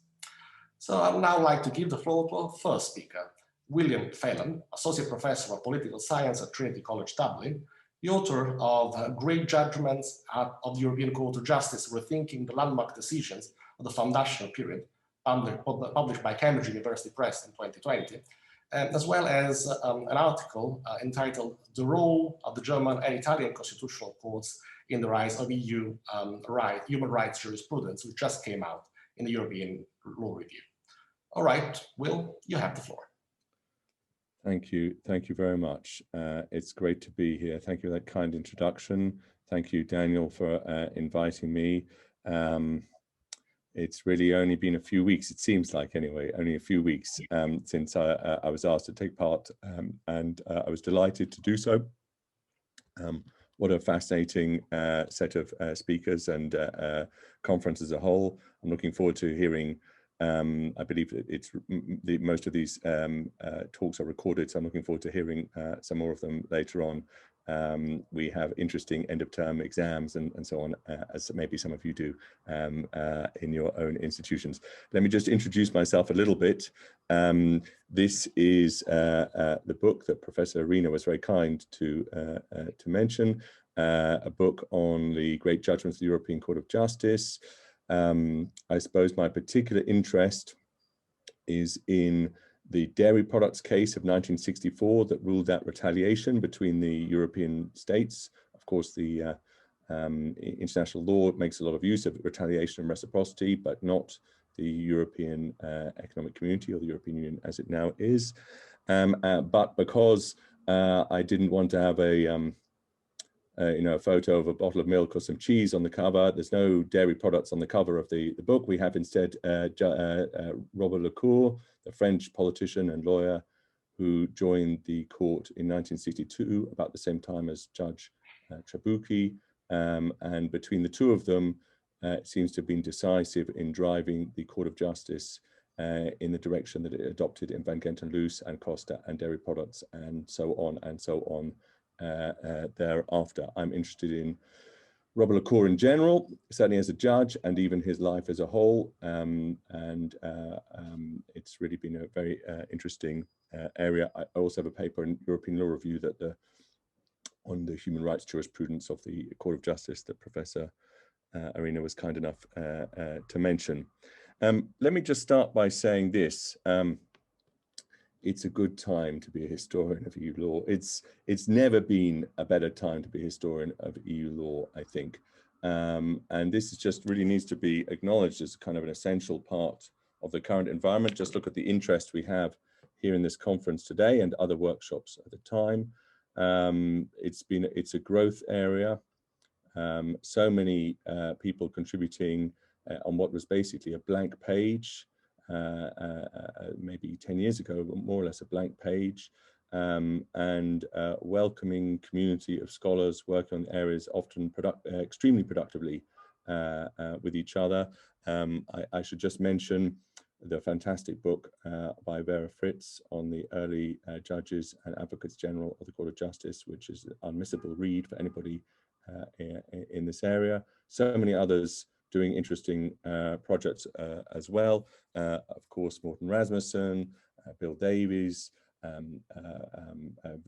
Fernanda Nicola, Peter Linzeth, Professor Arena here, of course, as well, and Boerger, Tom Pavone, and lots of others, many others, and new people coming along. It's a great community to work in. So now I was asked to make a contribution here in terms of setting the scene, and I ended up making a sort of list of some things to think about in this area. And then I actually ended up with several different lists. Then it sort of span out of control. So I trimmed things down a little bit. But let me start by reiterating what has been kind of mentioned a little bit by Professor Arena's introduction here. What is distinctive about writing a history of judgments? And what is distinctive about it, in my view, is the judgment already has a widely understood meaning in EU legal scholarship. If you prefer a distribution of meanings, that's fine, a kind of range of possible meanings. The text itself, the apparent actors, the litigating parties, the judges and so on, the facts and the explanation for the judgment are all put forward. They're put forward as if you like, a bullseye, right, for subsequent research to tackle. And in that sense, you're provided in this area with a sort of foil or target. It's in some sense revisionist work, right? Because there's already likely to be an understanding of Van Gent and Loos, understanding of Meroni, understanding of Van Duyn, that is accepted, a little bit like widely understood, accepted approaches to the French Revolution or something, but then you're coming up with a new approach to the French Revolution. It's heavily trafficked in one particular or a range of small differences of interpretation on one particular judgment. And the advantage, one advantage here is potentially thousands of people may read your research. That's to say, you write a new book on the deputy director of the European Commission's legal service. I will buy the copy. I assure you, I'll read the 900 pages. But if you can say something new about Van Gent and Loos, you may get tens or 50,000s of people reading it every year for their exams, in a way that nobody has yet unforced people to do their exams on deputy directors of the legal services of the European Commission. So there's advantages in terms of the setup here and advantage in terms of the potential attraction of people to study. Now I'm going to talk a bit about sources. Here's my little list. Number one, the text itself. Please reread the text itself.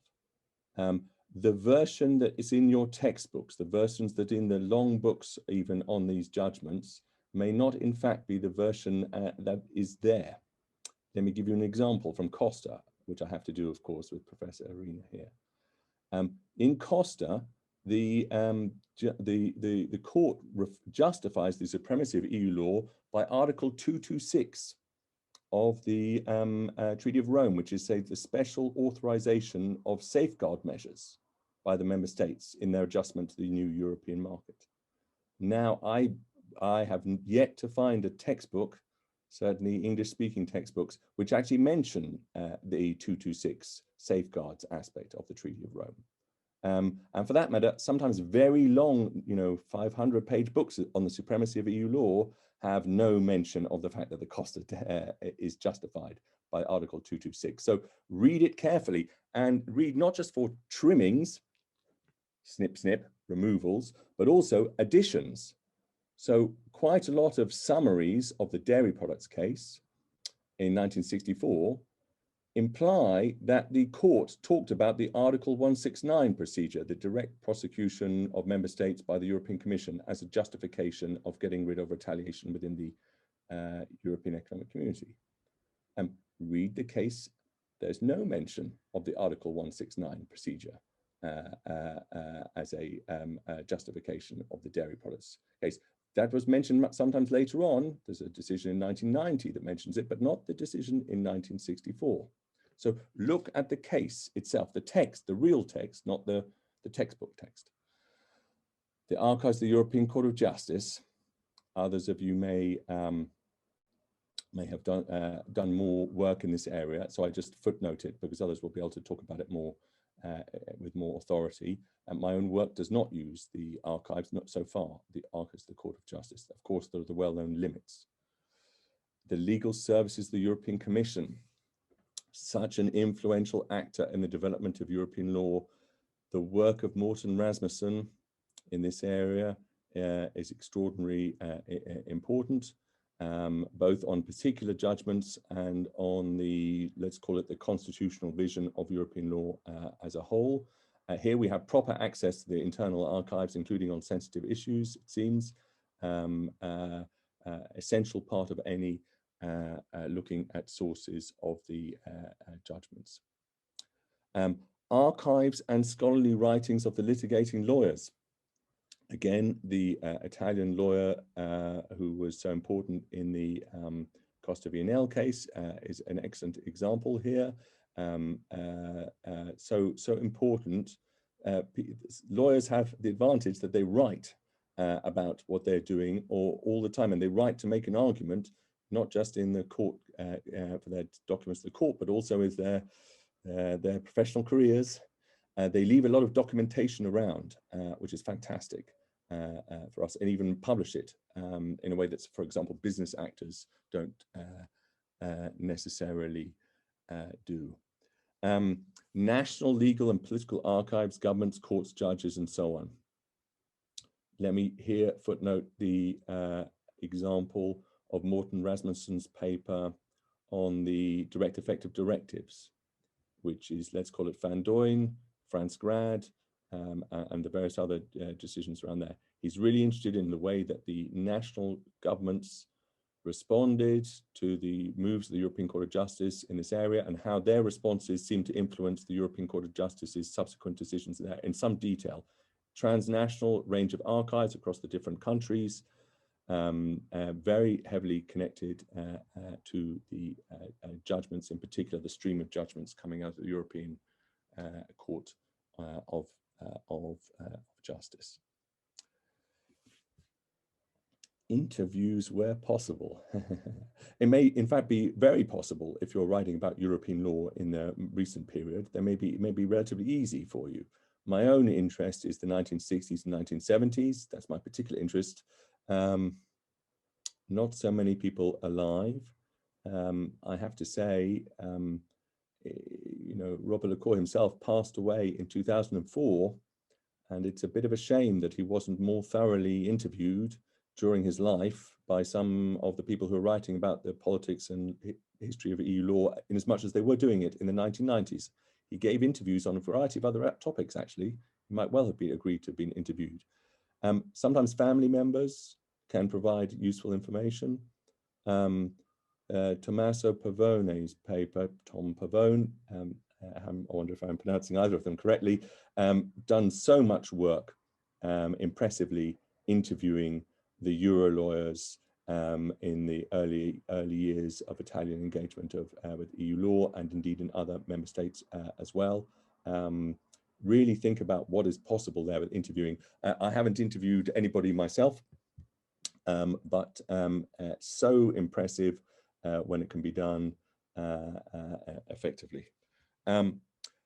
Here's one thing where I have written, I relied on, is contemporary and earlier writings by ECJ judges.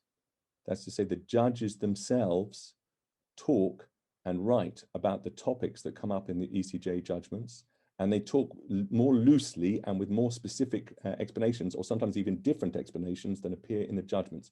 And that's a little bit my angle on Robert Lecour, is his focus, the way that he talks about Van Gent and Loos, Costa, dairy products, and so on, at the time of these decisions, and indeed later, and indeed in some senses earlier, in advance. For example, he talks about the direct effect of directives a decade before the direct effect of directives happened.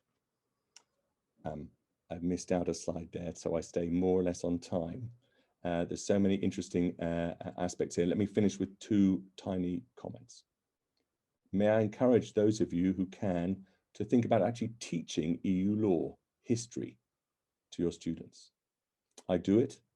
I mix it up with teaching about the history and politics of the United States Supreme Court. I have no problem with getting student enrollment, and it keeps students interested, keeps me interested. It makes me send me your draft papers, and I will inflict them on my undergraduate students. It's a topic which will be not just research but taught. I hope there are opportunities. And finally, let me say, here we are engaged in archival research, historical research. Please keep in mind the astonishing nature of EU law. It's a wonder of the world. It's like the discovery of DNA or the first man on the moon or whatever examples you want to take. It is an astonishing event in world history, and you're part of it, uncovering something new about it when you're researching the great judgments of the European Court of Justice. Thank you.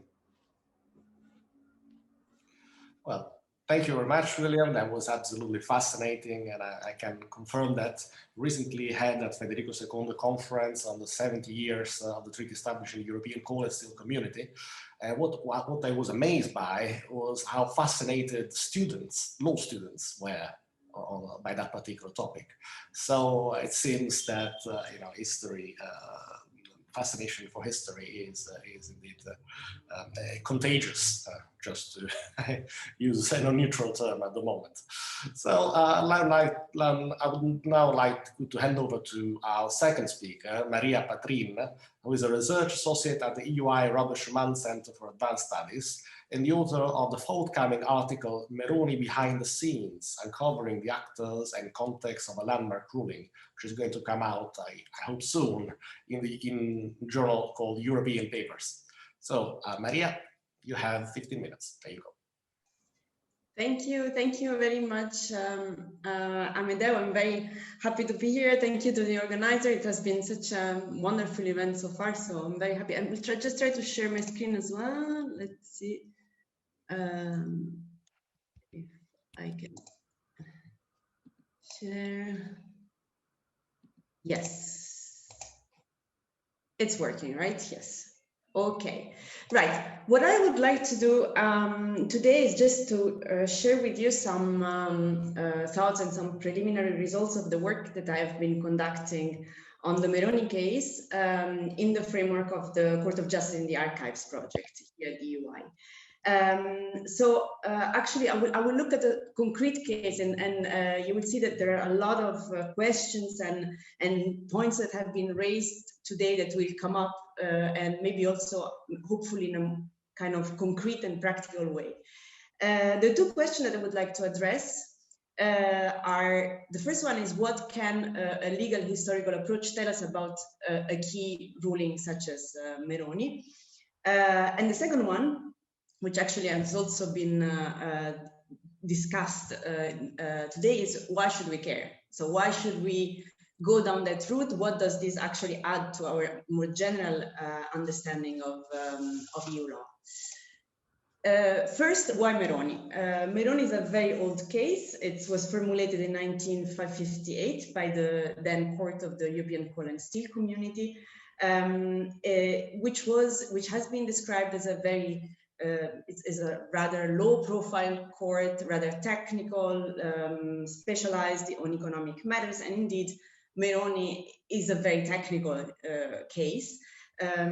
Nobody knows about what it is about, but everybody knows Meroni for indeed the principles it brought forward. So let's say the general principle is very well known, and especially the Meroni doctrine, where for the first time the court established that power delegation to external bodies should be limited to clearly defined executive powers and should not involve any discretionary power.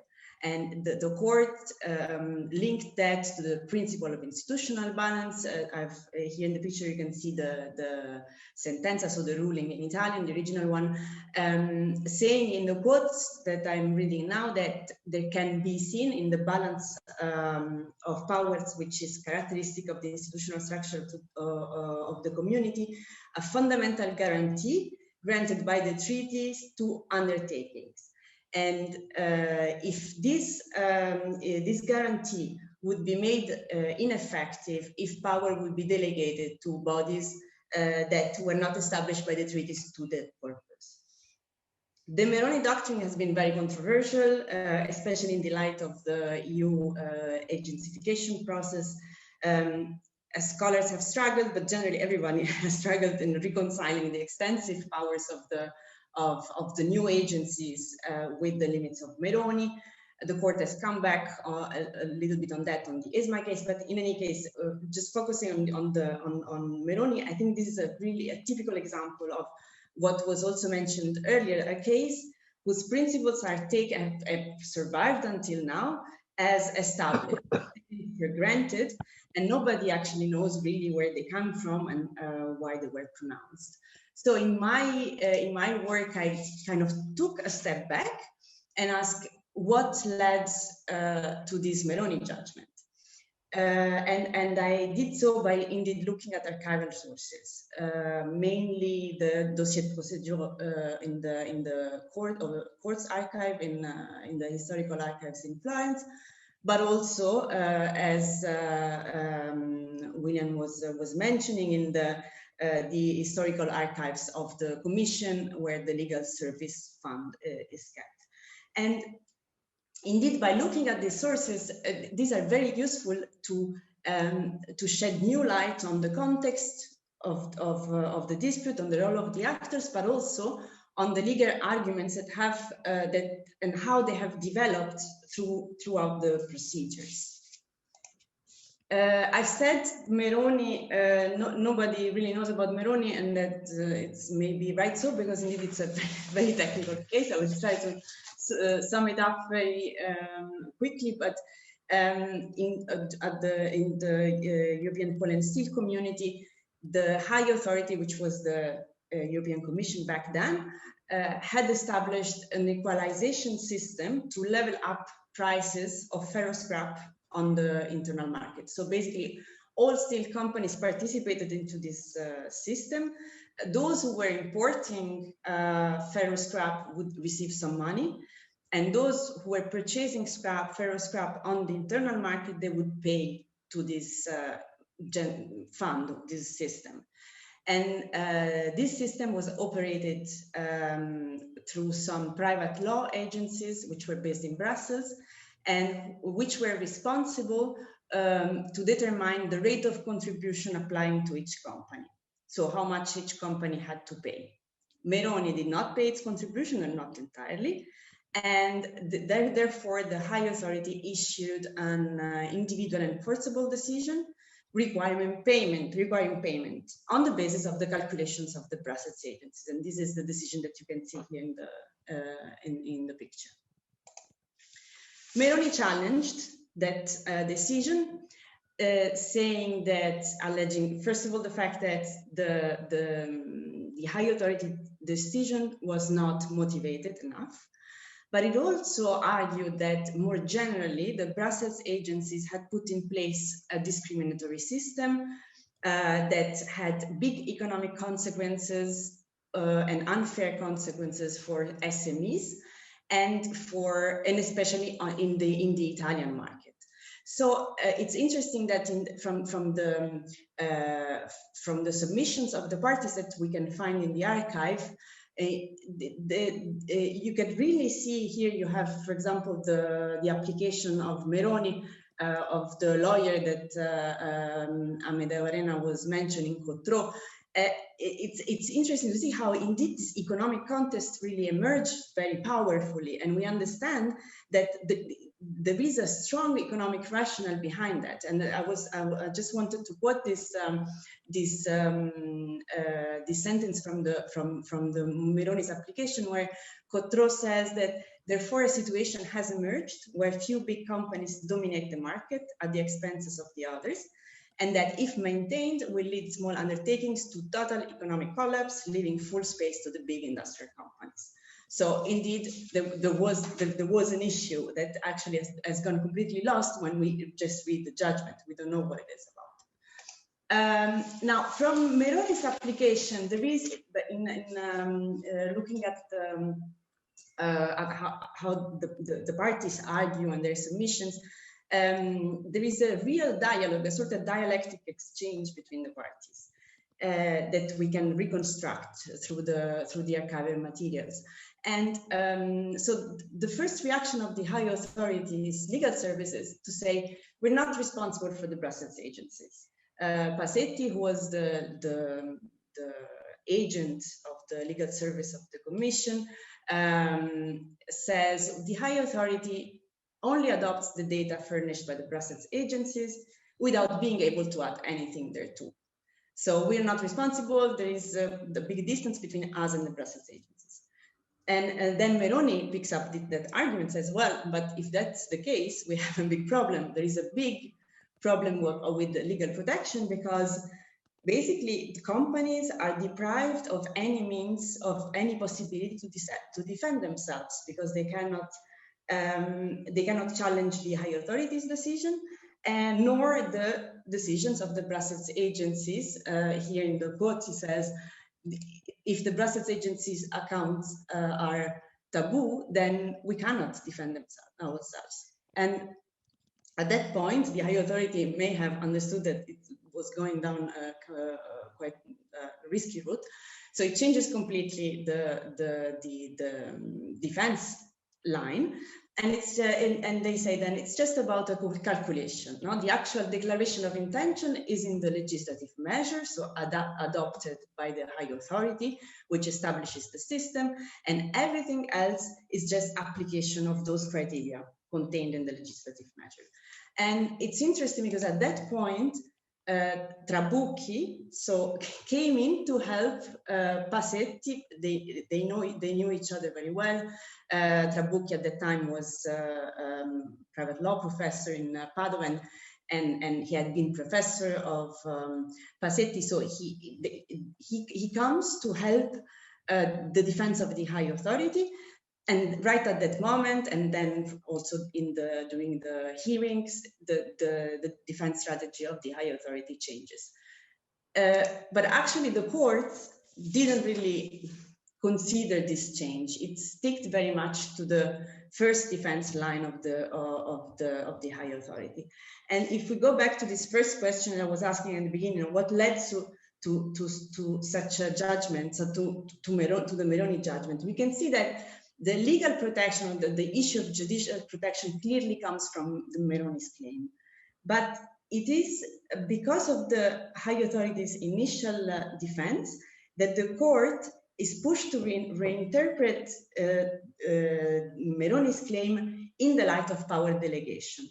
So there is it's a sort of story that builds up through the proceedings.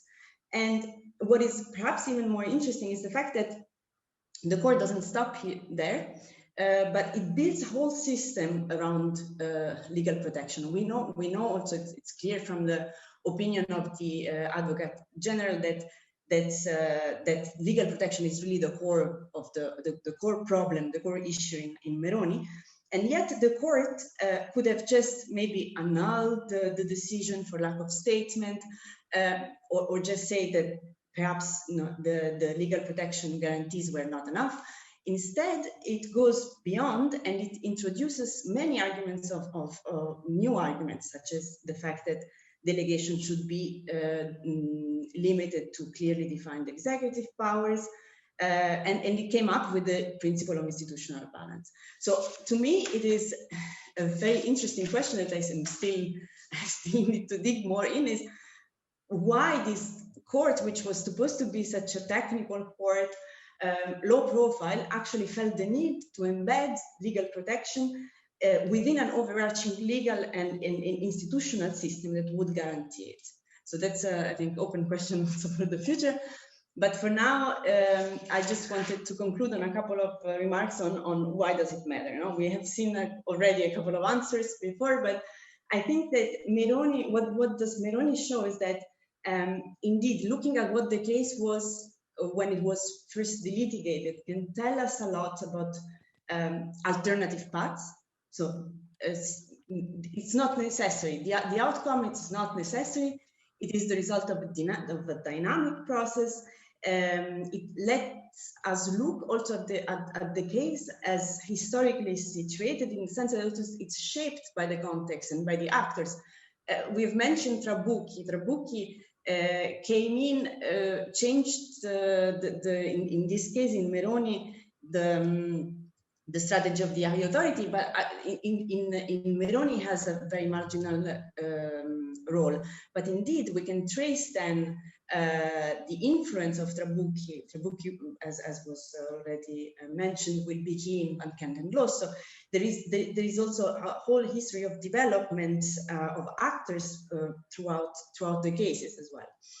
And finally, I also think that it can help us trace the origins of some legal principles, and perhaps even open new perspectives to understand them, in the sense that these abstract principles, we have found, we can see that they actually have their origins in very concrete dilemmas. And if we think of delegation, for instance, a principle which has been very controversial, and it's still so, in the sense that we are still experiencing new agencies being created. We had the single resolution board of the banking union. Right now, we're even talking about an EU health agency. So I think that there, to understand where this principle comes from, just also help to put it into perspective, to understand, for instance, the link between delegation, discretion, and legal protection. It can also help us understand how this principle can now live in view of the current development of EU law. I hope I've been into my 15 minutes. Thank you.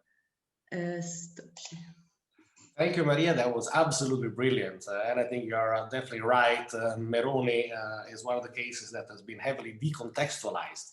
Indeed, everybody knows the Meroni doctrine, but what happened in Meroni? So the academic community is indebted to you for bringing that forward. Also, there is this maxim, hard cases make bad law. And by looking into the Meroni case file, it appears indeed that Meroni was a kind of extreme case, because its equalization scheme had a number of obscure features. So probably this is why such a strict doctrine emerged from that particular set of facts. Okay, I would now like to hand over to our last speaker for today, John Morijn, Professor of Law and Politics in International Relations at the University of Groningen, and also the book chapter Personal Conviction and Strategic Litigation in Weissenbeck, in the EU Law Studies book edited by Fernanda Nicola and Bill Davies. So, John, you have 15 minutes. Great, thanks a lot for this invitation. It's a particular pleasure for me to be back at the European University Institute. And I would not normally consider myself much of a specialist in legal history. So I have to say, I feel a bit like an imposter here. So I'm here specifically to learn and perhaps radiate a bit of my enthusiasm about this case, because the title of this conference is really about new routes to better understanding of EU law. And I have to say that the Wijzenbeek case has definitely changed my own understanding of EU law. And my history, my own history with the Wijzenbeek case goes back all the way to when I did my master in Bruges in 2000, when I wrote my master thesis about his case that was then still quite recent. And then in the second take, I ended up in the book that was mentioned before by Fernanda and Bill, where I already had access to some of the files, and I can now report that I also have had access to his files more recently, and hopefully there will even be a third take. And the reason why this is all possible is because Mr. Wijzenbeek lives about 5 minutes away from my home. You see him here when he was a member of European Parliament in 1990, and more recently you see this picture. And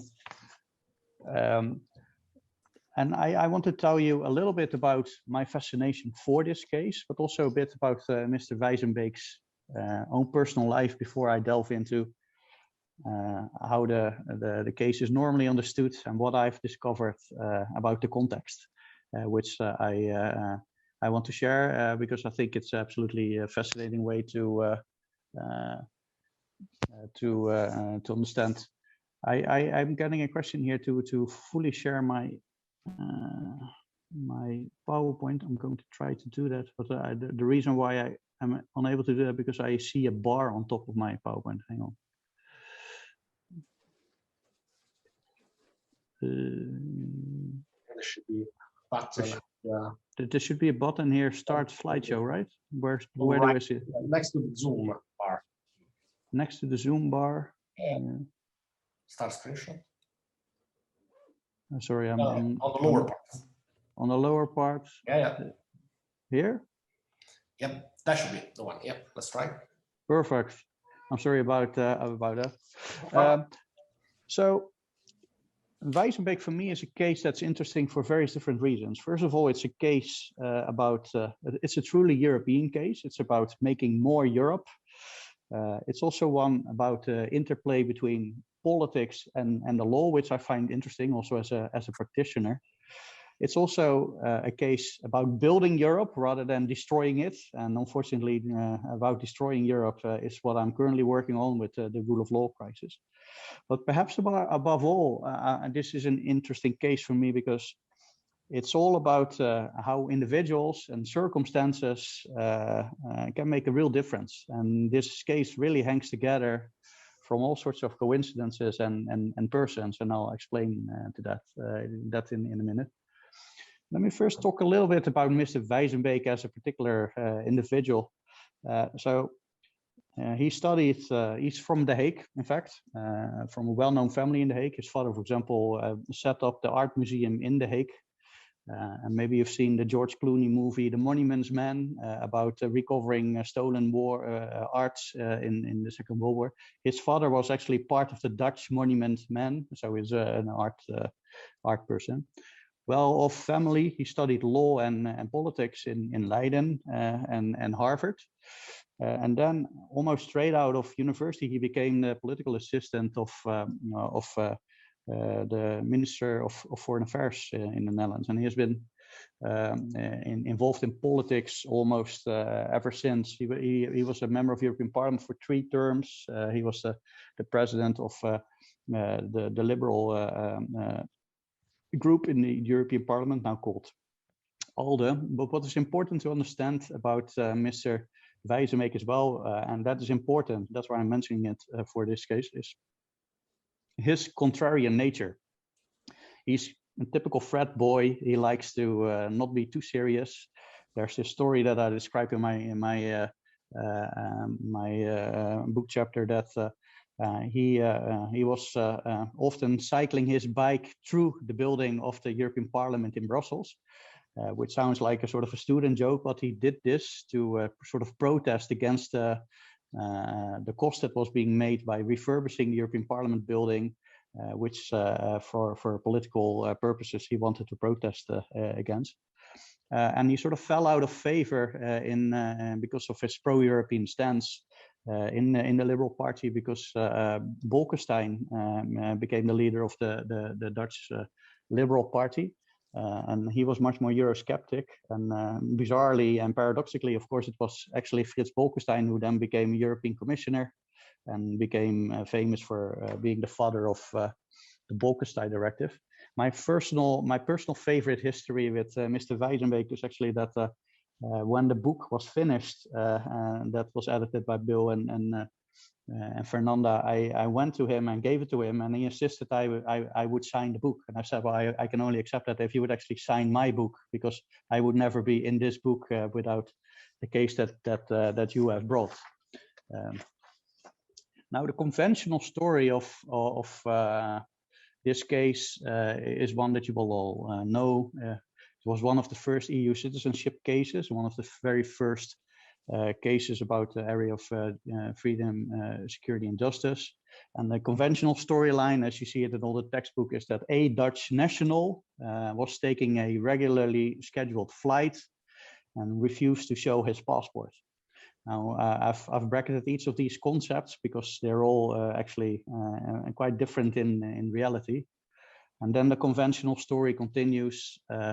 There was a promising Advocate General opinion that was about interpreting this text in the treaty that in the Single European Act, it was said that the European Union was all about progressively establishing an internal market over a period expiring on the 31st of December 1992. But what would then be the relevance of that specific date? And would that mean that after that date, this area would then sort of start existing in and of itself? And the Advocate General sort of gave some credence to the notion that this new concept of EU citizenship was to be understood as something legally relevant. The court did not take the bait, basically spent 6 paragraphs telling Mr. Wijzenbeek there was really nothing wrong with a member state asking for a passport to protect its internal borders. Now, let me tell you a little bit about the story behind the story. And there's always a story behind the story, as Will explained. It was actually a case that Mr. Wijzenbeek went through great lengths to actually cause himself. And this was done in coordination with a number of other members of European Parliament in the Legal Affairs Committee. The European Parliament was very upset about the lack of progress in creating a space where you would also have free movement of persons. And they were in continuous conversations about this with the European Commission, but there was not really any progress. So a number of members of European Parliament coordinated that one way to draw political attention to this is that they would simply start refusing to show their passports as of the 1st of January 1993, so that they would get caught, so that they could generate attention and maybe even get a court case. Now, the funny aspect of this is that Mr. Wijzenbeek and a number of other members of the European Parliament tried, but never got caught. And Mr. Wijzenbeek, every time he took a flight from Strasbourg to Rotterdam, refused his flight and became sort of, refused to show his passport. It became sort of a running gag in the airport. There's this nutcase again, just let him go. You know, he refuses to show his passport, but he's a member of European Parliament, just let him do his thing. And he eventually, after months of trying, actually got caught because there was a very junior new border guard who had no idea who this was and said, well, if you do this, if you don't don't show me the passport, I have to give you a fine. And he was extremely surprised that Mr. Wijzenbeek said, well, oh, that would be great. Thank you very much. I would love to get a fine. And then that created the whole case that eventually led to the preliminary questions. The second aspect that is really important to understand the context of this case is this was not actually a regular flight. It wasn't a KLM flight from Rotterdam to Strasbourg. These did not even exist at the time. It was actually a specially chartered flight by the European Parliament, financed by the city of Strasbourg, that transported members of European Parliament during the parliamentary session from Denmark and then making a stop in Rotterdam and then flying them to Strasbourg. So even if you boarded that flight, you did not have to even show your passport. Your European Parliament badge was sufficient. And the interesting thing here too is that he was not represented by a regular lawyer, but that lawyer was in fact himself a member of European Parliament called Jim Janssen van Rij. And that lawyer became very influential in helping to draft this preliminary questions. And I'll explain in a minute a recent discovery I made about this lawyer representing him. So the funny, interesting thing about this case is that that lawyer basically drafted the preliminary questions, suggested them in a submission to the court in Rotterdam, that basically almost completely copy-pasted these preliminary questions. So it wasn't even a court making up their own mind. It was basically a politician represented by a politician asking a court, could you please ask these questions to your court, which is also interesting as a matter of separation of powers. So we're dealing here with an integration-minded federalist politician pushing a political agenda. And in the media at the time, and I recently discovered new media articles about it, his case was called the Borders-Bosman case, the Bosman case about the border. So it was strategic litigation, and I argue in my chapter that it could have been more strategic. I'm not going to delve into that, but one of the aspects that could have been pushed much better to actually win the case is two aspects that the court did not deal with at all. First, he had already been checked in Strasbourg, so why check him again on the airport of arrival? But much more importantly, Rotterdam Airport was at that time only used for EU internal flights. So you did not have this whole rationale of that you have to control the external border. This was a flight just like a train. You were not asked for your passport in trains, so why would you do that in EU internal flights? That could have been an argument that could have been explored. Now, I'm going to present a couple of my recent findings, simply also to pick your brain about what could be interesting new elements for this case to be discovered if I wanted to work on this more.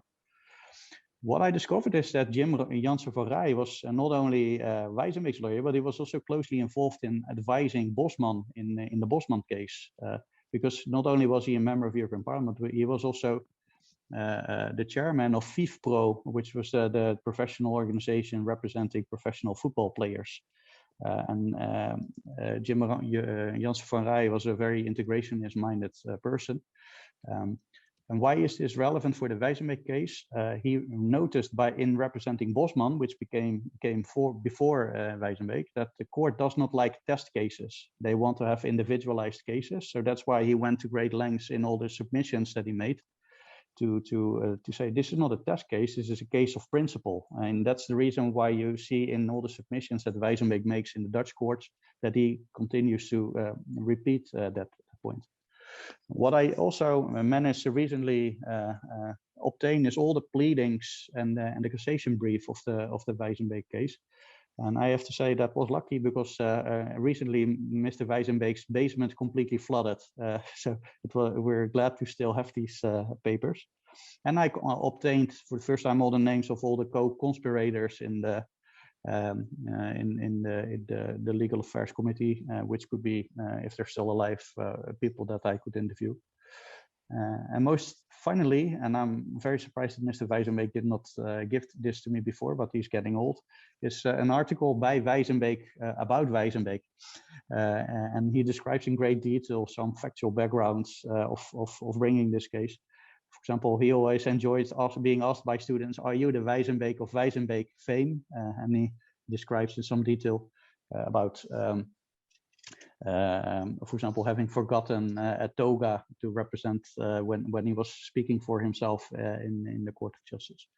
So this is just to give you some pictures of the archive that I found. This is the legal side. You see all the documents and the pleadings. And some of the things that I wanted to draw your attention to is that this is a ruling from the first instance court, and he got a 65 guilder fine.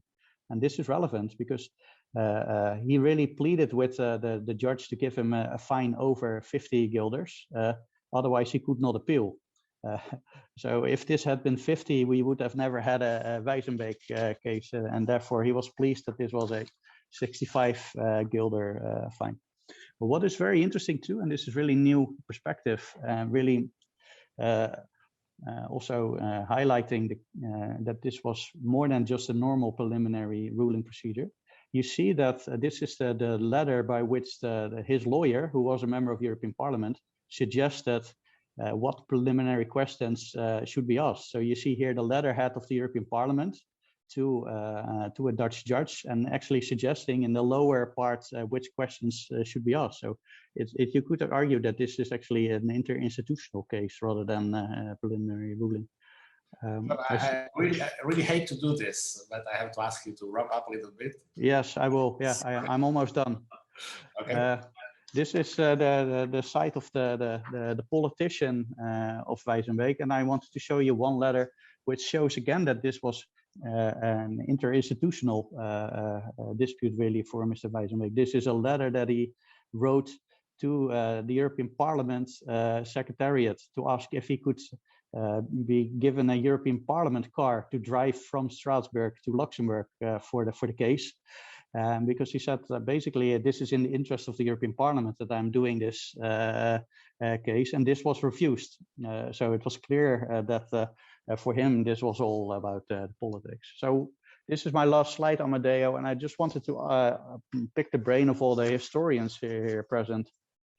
You know, if you were sitting on a pile like papers that I've just shown you, and you're a poor, simple-minded, straightforward lawyer like I am, but wanting to write a book that is interesting both for historians and for EU lawyers, what would you do in my case? Who should I talk to? Should I talk to the border guard? The lawyer, unfortunately, has passed away. But should I talk to officials, the judges? I'm really quite interested in maybe not only a discussion, but to receive your suggestions by email about how should I go about exploring this further to make what I coincidentally now have in my possession could be used in the general European interest. So thanks very much for this. I'm sorry for going a little bit over time, Amedeo.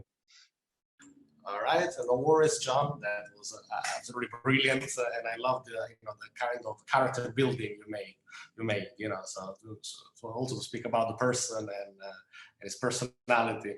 So that kind of reminds us that to paraphrase Maro, European integration is not a history of fearful men, for men who were fear to write, to speak, to associate, to find causes that were unpopular at the moment.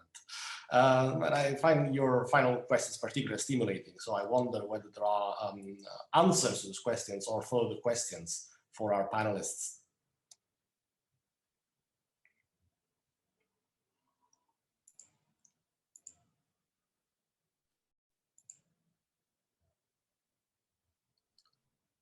I'm afraid that we have some questions from our attendees, but we don't have the function of giving the floor to the attendees for technical reasons.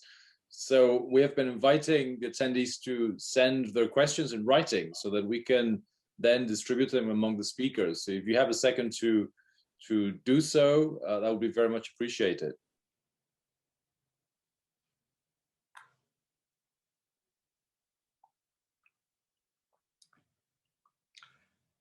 Well, I for one, like I'm no historian, but my own small piece of advice to John, would be to look deeper into the National Court, because as John mentioned, the order for reference reflected almost verbatim the submissions by Wijzenbeek lawyer, except for a few words, and maybe those words change the outcome. Who knows? All right, I see.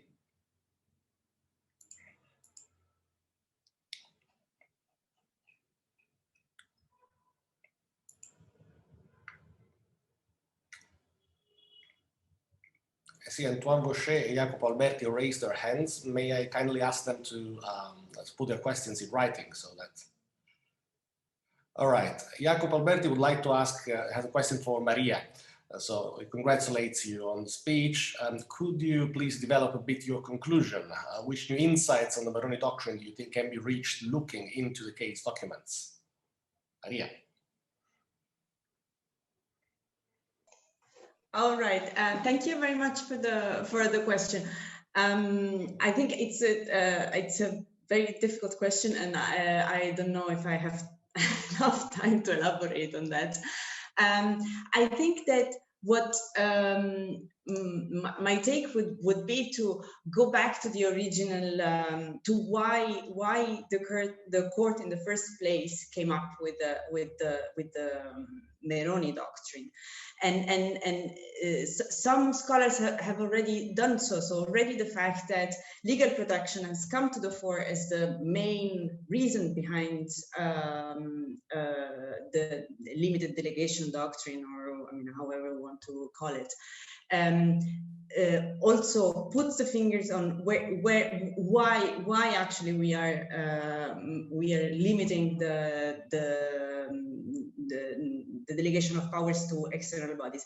And I think that this is a very difficult question to answer, because indeed there is a sort of dilemma where the balance should be put between the huge powers that the agencies have now, and also the paradox that although in spite of the Meroni doctrine, agencies do have a lot of discretionary powers nowadays. So the issue is maybe is what the court did in ESMA then reasonable to some extent, allowing some flexibility in how to understand discretion and the type of powers delegated, or should we stick to another type of reasoning? So I don't know. I would, if you want, we can elaborate more, because I see that the time is running. All right, thank you very much, Maria. And I see there is a question, one more question for you, but we have 1 minute, so I'm afraid the answer is not going to be too long.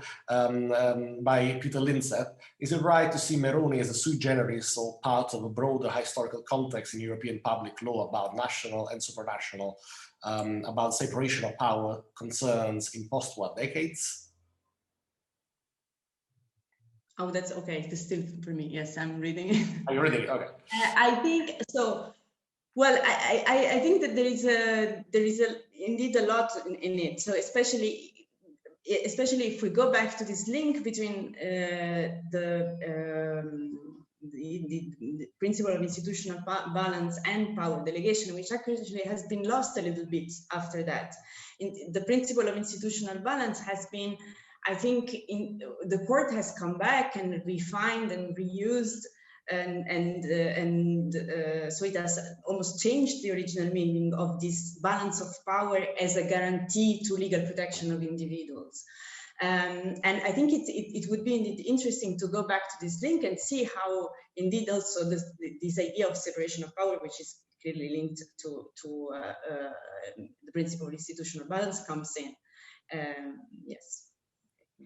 All right, I'm afraid regrettably time is up and I must bring this session to a close, but I do hope this panel may prompt other scholars, also unsuspecting legal scholars, to embrace the PAN approach, this kind of contextual analysis of cases, both for past and landmark ECJ rulings, as well as maybe for present day ECJ rulings. For to paraphrase US Supreme Justice Oliver Wendell Holmes, the life of EU case law has not been logic, it has been experience. Thank you very much, everyone. Thank you very much, Amedeo. That was an excellent panel and excellently chaired. Thank you for ensuring the efficiency, and for, of course, to the speakers for sticking to time and at the same time contributing with great presentations full of content, and just really continued the the trend of quality and rich discussion and contents that we've been seeing in this webinar. I now give the floor to Bill Davies, who will be chairing the panel on legal biographies. And Bill, the floor is yours. Thank you, Daniel. I'd like to introduce the three panelists that we have today on legal biographies. The first of our speakers needs actually very little introduction from me. It's Professor Anthony Arnull, who is the Barber Professor of Jurisprudence at the University of Birmingham Law School. Professor Arnull worked at the European Court of Justice from 1989 to 1992 and was head of the law school from 2006 to 2009. As I'm sure most of us are aware, Professor Arnull is a very prolific publisher of works in European law, not least his book on the European Union and its Court of Justice in 2006, and the more recent short introduction to European Union law. Professor Arnull is going to be talking to us about the early life of the European Court of Justice in a talk entitled From Childhood to Adolescence, the Early Life of the Court of Justice.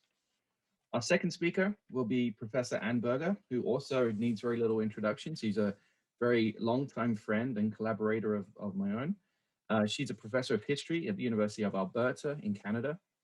She's the author of a huge number of works on EU legal history, not least her groundbreaking work on the history of the negotiations of the treaties of Paris and Rome, which in my mind are the go-to texts for anyone looking to understand what happened there in those negotiations. She's also worked extensively on biographies of Michel Godet and Eric Stein. And Anne and I have published together in the EU Law Stories volume, which has been mentioned a lot today, on the famous Levert case of the 1980s, where essentially I piggybacked very heavily on Anne's expert knowledge of the treaties. So today, Anne's going to be talking to us about the special relationship between Eric Stein, Michel Godet, and their role in the creation of European Union law. Finally, I'd like to introduce, well, I'm very excited to introduce our final panelist, Vera Fritz. She is currently affiliated with the University of Luxembourg, but will soon be taking a new position at the University of Copenhagen, which, as I mentioned, has been a long-term hub for EU legal historical work. If Anne's the leading expert on the treaty negotiations, then Vera is a scion of the historical biographies of the court. She's published extensively on the early judges, not least a monograph on this subject, which has been mentioned many times. And she's also written in-depth case studies on judges Pecatore, Lecour, and Jean-Jacques Wilmar, as well as writing on the methods involved in using the court's archives to produce judicial biographies.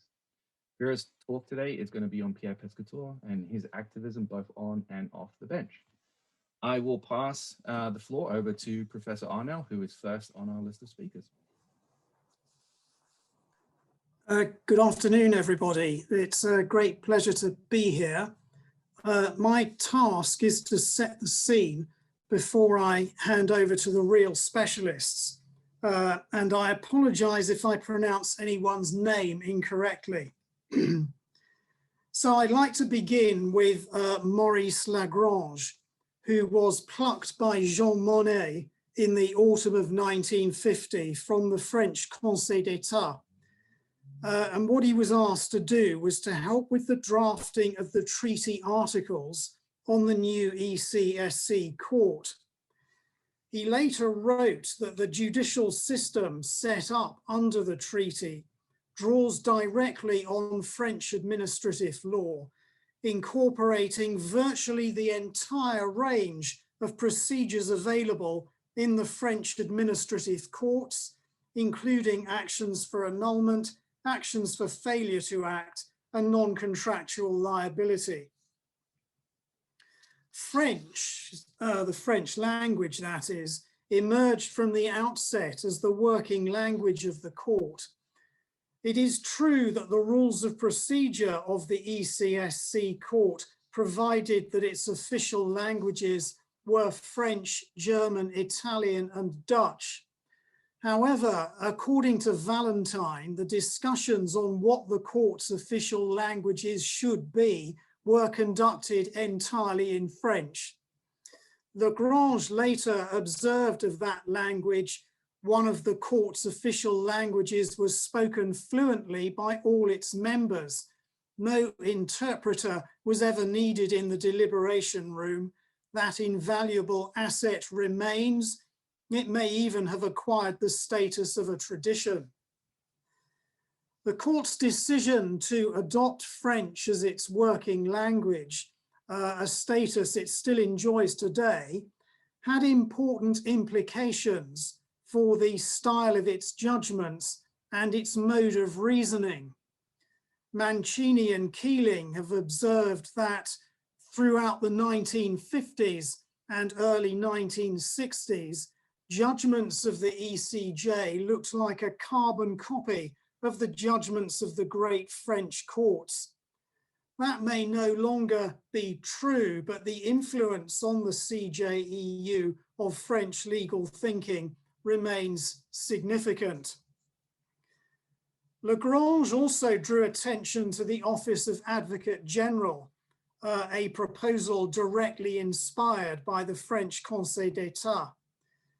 The decision to provide for advocates general ended a debate over whether judges should be permitted to give dissenting opinions.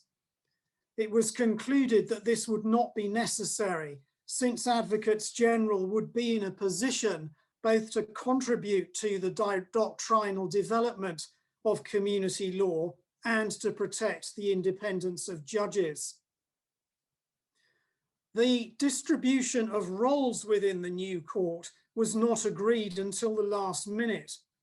One of the reasons for this was Italy's desire to have an advocate general and its nomination of a candidate for the post of seventh judge. It failed to secure either, but its judge, Massimo Pilotti, was appointed president of the court by the Council of Ministers. The other two large member states, France and Germany, each had one judge, Jacques Rueff and Otto Rieser respectively, and one advocate general, Lagrange and Karl Römer respectively. Belgium and Luxembourg, the smallest member states, had one judge each, Louis Delvaux and Charles Am respectively. There were two judges of Dutch nationality, but only one of them, Adrianus van Kleffens, had the active support of the Dutch government. The other, Petrus Serarens, a former Secretary General of the International Confederation of Christian Trade Unions, was appointed to fulfill the member states' pledge that due account would be taken of the interests of workers. The new court therefore assembled a group of people whose experiences of the previous decades had been markedly different. Some had been involved in the administration of occupied France or the Vichy government. Others had lived under occupation or been prisoners of war.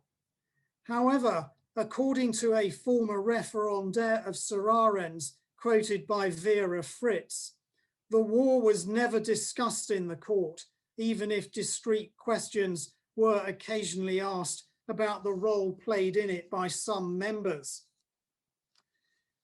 The members of the court were sworn in and held their first meeting on the 10th of December 1952 in the Villa Vauban in Luxembourg, the city where the high authority under Monet's presidency had established itself some 4 months previously. Pilotti gave a speech in which he emphasized the responsibility of the court for protecting the rights of litigants where the institutions of the community exceeded their powers. This was a task that would later slip down the court's list of priorities. The first judgment of the ECSC court was given on the 21st of December 1954. According to Lagrange, one of the things the judges had been working on in the interim was comparative law, and this reflected their previous careers as specialists largely in domestic law. This was significant. When the ECSC treaty was agreed, public international lawyers had tended to see the court it established as an international court. However, the disputes the ECSC court was destined to hear would mainly concern challenges to the validity of measures taken by the high authority. To a group of lawyers with expertise in national law, these disputes resembled challenges to national measures. The treaty itself outlined the law that was to be applied, but it left many questions unanswered. And so it was natural for the court to turn to the legal systems with which its members were most familiar in order to devise solutions using the comparative method to the problems raised by the cases brought before them. Advocate General Lagrange explained in Fédération Charbonnière Belgique that our court is not an international court, but the court of a community created by 6 states on a model which is more closely related to a federal than to an international organization. Although the treaty which the court has the task of applying was concluded in the form of an international treaty, it is nevertheless, from a material point of view, the charter of the community, since the rules of law which derive from it constitute the internal law of that community. So the court's sense of itself not as an international court, but as the domestic court of an entity that constituted a first step in the Federation of Europe, to quote the Schuman Declaration, helps to explain the subsequent development of the case law and anticipated the birth in 1963 of the new legal order. When the new EEC court took up its duties on the 7th of October 1958, 4 of the judges of the ECSC court, Rieser, Delvaux, Roof and Ham, as well as Advocates General Lagrange and Römer, continued in office. Lingering doubts about whether a judge representing the interests of workers could be genuinely independent led to the departure of Serrarens. This meant that Italy's long-held desire for a second member of the court could be satisfied.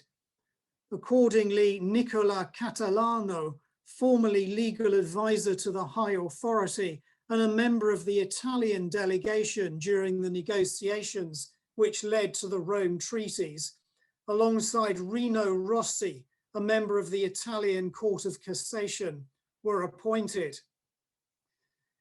The continued presence on the court of members who had been involved in negotiating the community's founding treaties, Lagrange, Römer and Van Cleffens in the case of the ECSC treaty and Catalano in the case of the Rome treaties, seems likely to have had an effect on the culture of the court.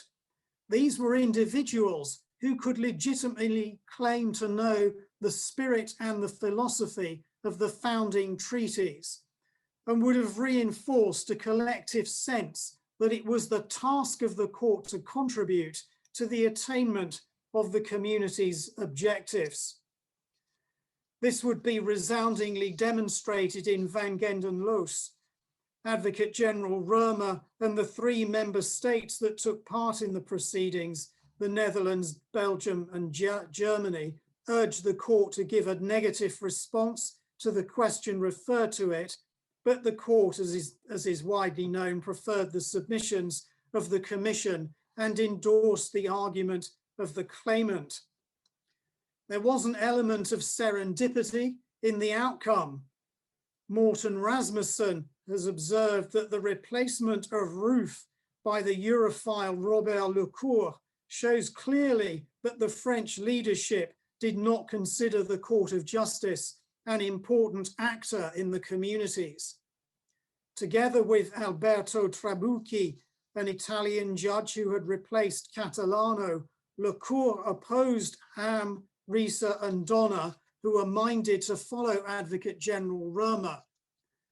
Ultimately, Rossi and Delvaux sided with Lecourt and Trabucchi to form a 4-3 majority in the claimant's favour.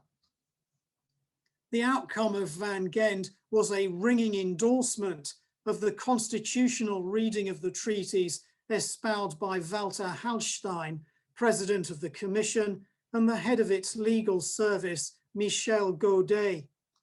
However, there remain some open questions.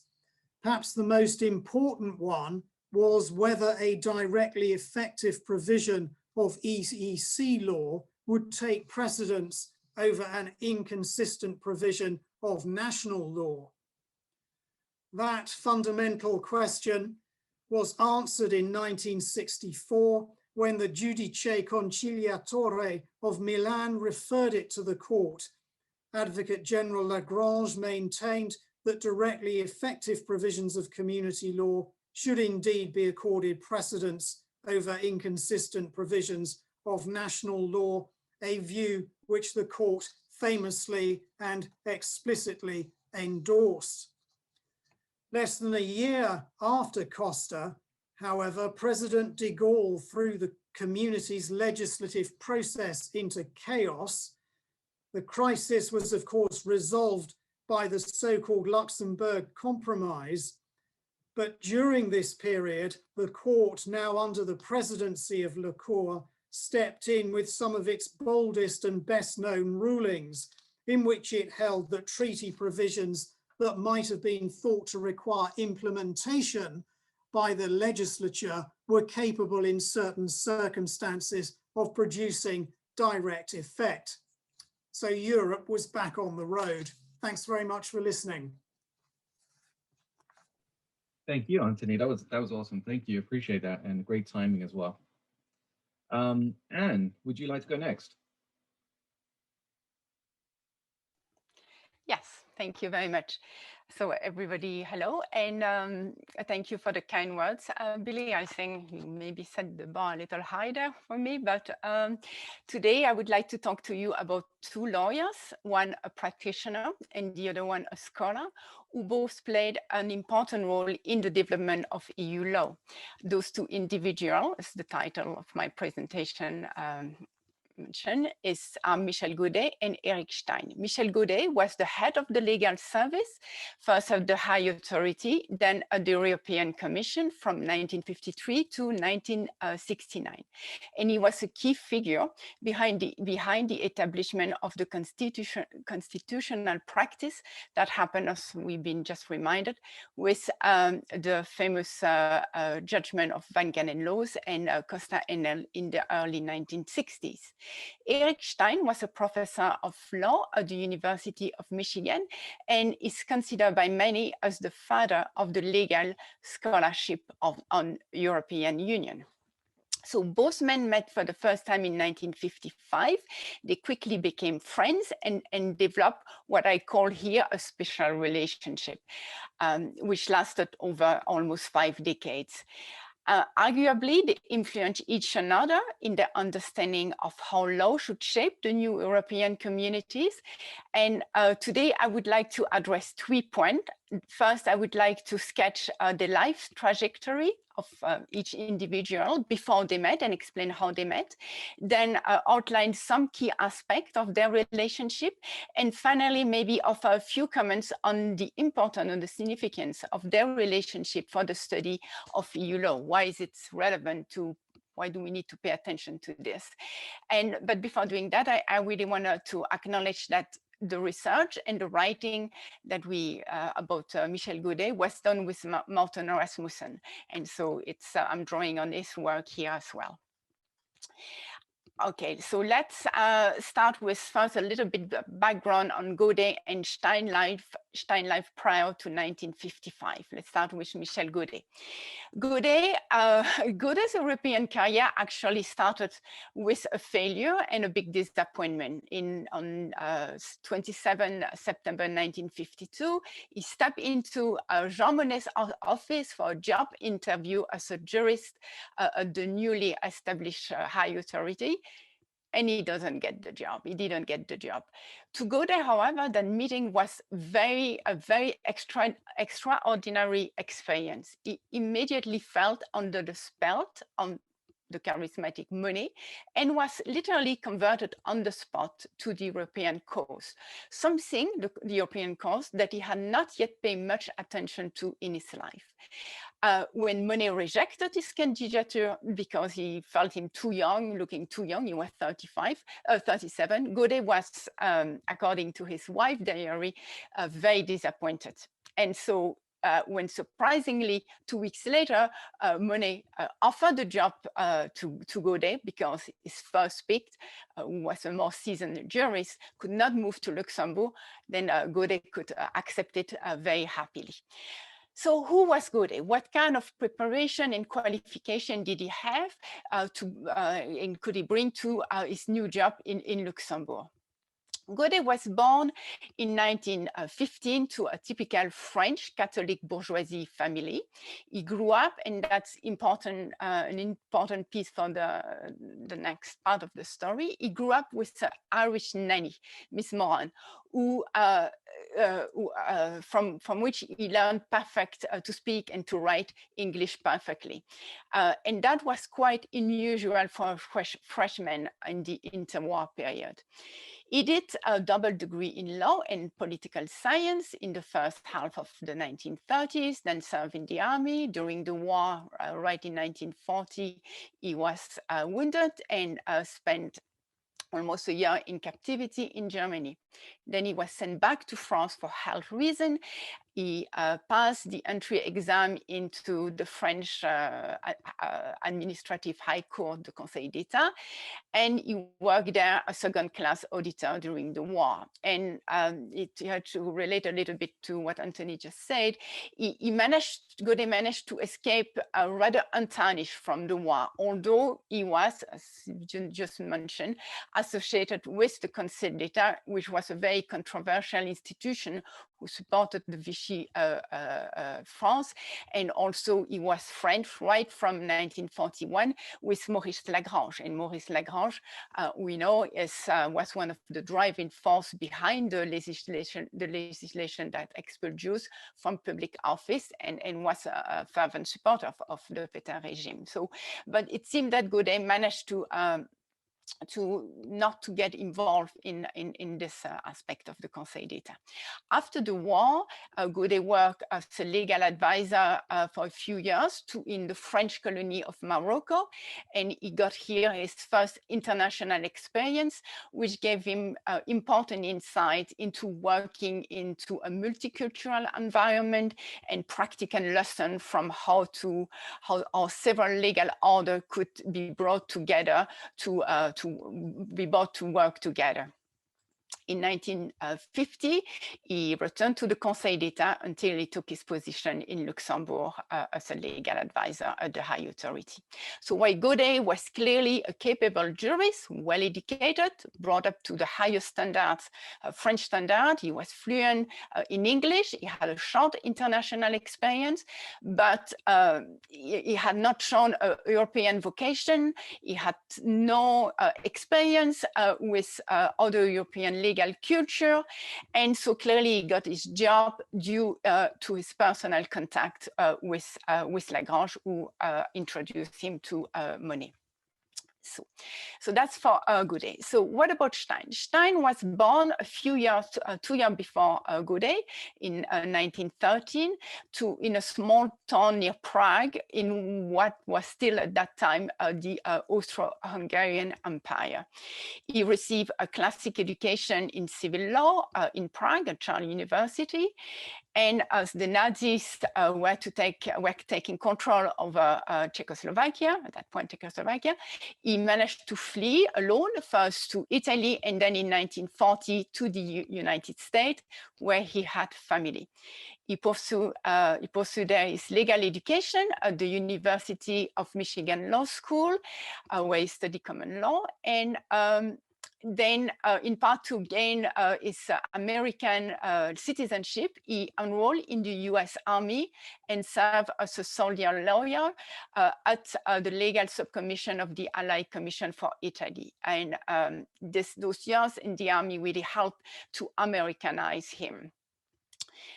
important thing to note is that he also lost almost his entire family at the hands of the Nazi, and that very tragic experience, fate of his family, really contributed to his forward-looking perspective, as he could not really fully deal with the heritage of his past. When he returned to the US in January 1946, he entered the new bureau of the United Nations at the US State Department, where he would work for 9 years, mainly advising American representatives to the United Nations. And he learned to, he met Pecatore, I think, there, if I remember well. So how then those two stories, which really are independent to each another until now, eventually cross paths? How do they get to know each other, Stein and Gooday? Well, while Stein was still working in Washington, a department and the State Department, his curiosity for European integration process was triggered as for the first time as dispatches relating to the first ruling that we just heard about, ruling of the ECSC court, the ECSC Court of Justice started to arrive on the State Department selects. Stein was very quickly fascinated by this. He recognized really the unique nature of the ECSC, and he really right away anticipated that this organization could gain momentum.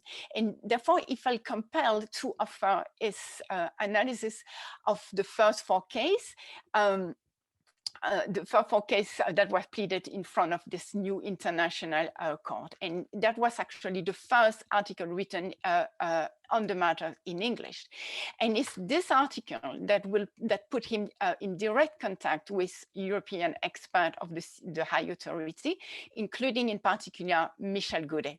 Stein's article eventually ended up on Gooday's desk, and Gooday was immediately captivated by what Stein ideas. In his article, Stein contended that the European Court could have used its right to review both law and fact with less restraint and give more leeway to the high authority. And that was pretty much the view that Gooday and other jurists of the legal service already supported, as they regretted, and they really regretted the restrictive interpretation given by the court in those cases.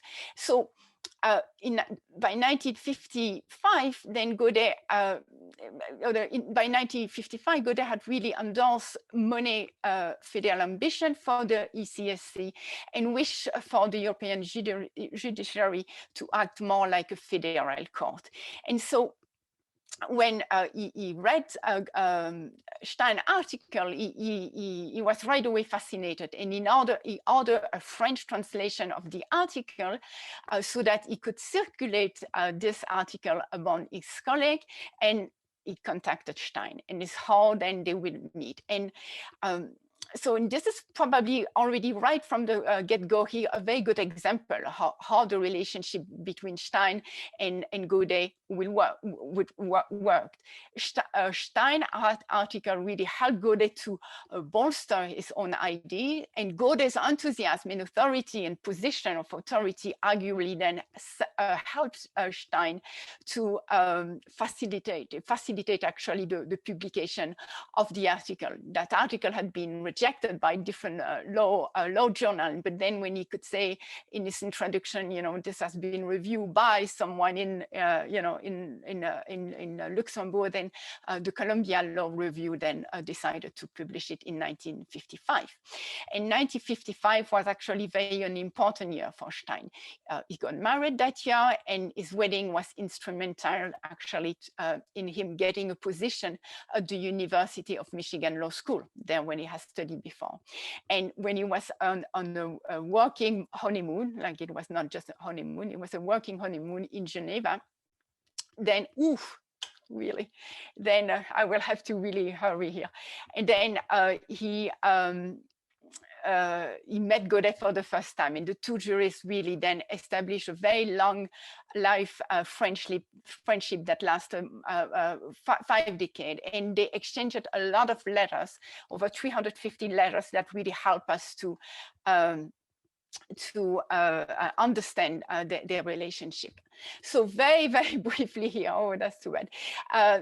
What was so special about the relationship? Well, what do the both, like I have two questions here basically that I wanted to address. What did both men had in common, and how do they benefit from that relationship? So I think both men were really of the same generation, and although they did not have the same life war experience, and they never talk about it, they both had really much the idea that something needed to be done, and that law was the way to create a shape society and shape a better world order. And so that was very much a conviction that they had in common, and that we really motivate the work and see how law could be used to build a stronger Europe, a more federal, in this case, Europe. And I have to skip a long part here. Then what did they gain? How did that relationship work? I think that what was very important for Gooday, what Gooday gained from this, is an opening to the United States. And that happened in two ways. First, literally, Stein opened the door for Gooday for a trip in 1959 to the United States. Gooday spent 6 weeks there and met a lot of politicians, bureaucrats, legal experts, and allowed Gooday to really be exposed to the American spirit, the American experience. Secondly, Stein was also a key source of information for Gooday on the legal and federal experience of the United States. Gooday wanted to know from Stein all the time. In an interview, I was told that several times. How did the American do it? How did the American? And his intention was not so much to copy the American model, but to understand the issue at stake and to have idea how to address them in Europe. So really, the American influence was important in that relationship, that the American opening was important for Gooday's mind. And this went actually behind Gooday. Gooday, many experts of the Legal Commission would then spend time in Ann Arbor to study American law. Billy, I hope you can give me an extra few minutes here. Gooday was also for Gooday, Stein was also a very important piece, a very important actor, player as a bridge in a transatlantic dialogue, because Stein could understand the European society and have the American experience, culture as a reference. Then he could really convey to the US what was happening in Europe, and that was also a very important piece for Gooday. And also Stein was, of course, an intellectual who had time to play with idea, to experience, and Gooday had very little of that. So his discussion with Gooday on the role of law in society and etc. was critically important for Gooday, I think. What about Stein? What did he gain in that? Well, Stein got incredible access to what was happening first in Luxembourg and then in Brussels.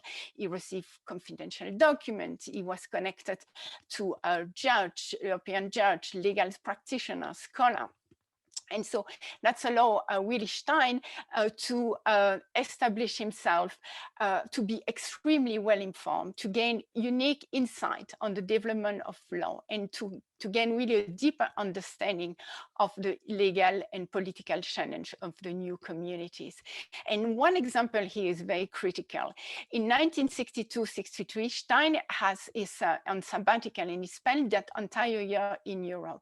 And Gooday provided him literally with an office in the legal service. And Stein was allowed to attend the lawyers' meeting as they were of the legal service, as they were preparing for the Van Gen and Lowe's case. And that had a very influential was very influential in Stein mind. So Stein really profited from that and established himself as a leading expert of EU law. And now I'm going to quickly wrap it with the first section, which will probably the more relevant here, but I will keep it very short. So why is this story of this relationship relevant, and more generally the individual life of Gooday and Stein? How does it help us to understand more the EU law? I think the key point here is it has really helped us to better understand more deeply and more critically the constitutional story, and I had hoped to develop that more. Gooday was a key figure behind the EC judgment of the EC cases of Weingen and Loos and Costa, and really our work has revealed how much his legal thinking and his entire approach to European law was greatly influenced by the American experience. And that's a very key piece in understanding his legal thinking in those two cases. So the notion that the European Court of Justice should assume some responsibilities as the American Court of Supreme Court, the theological interpretation of the treaty, all those elements can be traced to the American influence, not only through Stein, but still through Stein in great part. And as well, Stein, you need to stop it. Yeah, as well. Yes, okay. I will, maybe in the question I can address the end. Okay, thank you very much. Absolutely. And it also reminds me that, you know, looking at this comparative perspective, we're talking about the European Court's first judgment was 67 years ago. 67 years ago this week was also Brown versus Board in the US. So this is a really crucial time for understanding how these Supreme Courts are working. Vera, would you like to get started? Yes, absolutely. Well, thank you very much, first of all, to the organizers. It is such a pleasure to see so much enthusiasm about EU legal history here. So I will share my screen. Is this going to work? Yeah, it should work. And is this working now? No. Good. So I will be presenting today about Pierre Pecatore. And I gave this presentation the title, Activism on and off the bench, knowing, of course, that the European Court of Justice, just as any court, does not like to be associated with the term activism, which entails critique. But I think that in the very particular case of Pecatore, I'll come back to this and explain this, the term actually makes sense. So before I speak more in detail about Pierre Pecatore, I would just like to say, it has been mentioned a little bit before, that this research is part of a broader project on the first judges and advocates general who were appointed to the European Court of Justice between 1952 and 1972. And it followed a twofold objective. The first one was to say, well, so much has been written about this court that has undoubtedly played an incredible role in the integration process, yet we know very little about the human flesh that is actually behind these judgments. So the goal was to highlight, especially this generation of the 1960s and early 1970s that pronounced groundbreaking rulings. And then the second objective was to say, well, since it has been difficult to access the archives of the court, and now still some elements are limited or only now opening, so after this research was done, to say, well, maybe we can get inside the Court of Justice through the biographies of the judges. So I did not just study Pierre Pecatore, but more in a book that was published in 2018.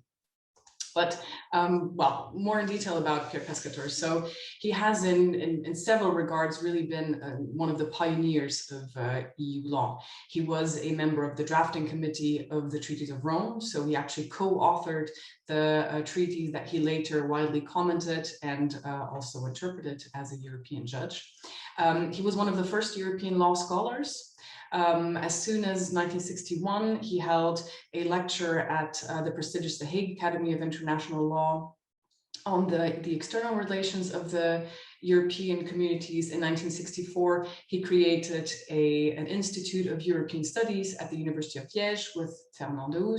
He then became had a chair of European law, and he continued this academic activity throughout his entire career, also when he was a judge. So he published extensively and was very vocal about the constitutional nature of the European treaties, about the fact that the court had to issue dynamic interpretations, and he laid out his views on the European integration process, most importantly in his book of 1972, Le droit de l'intégration.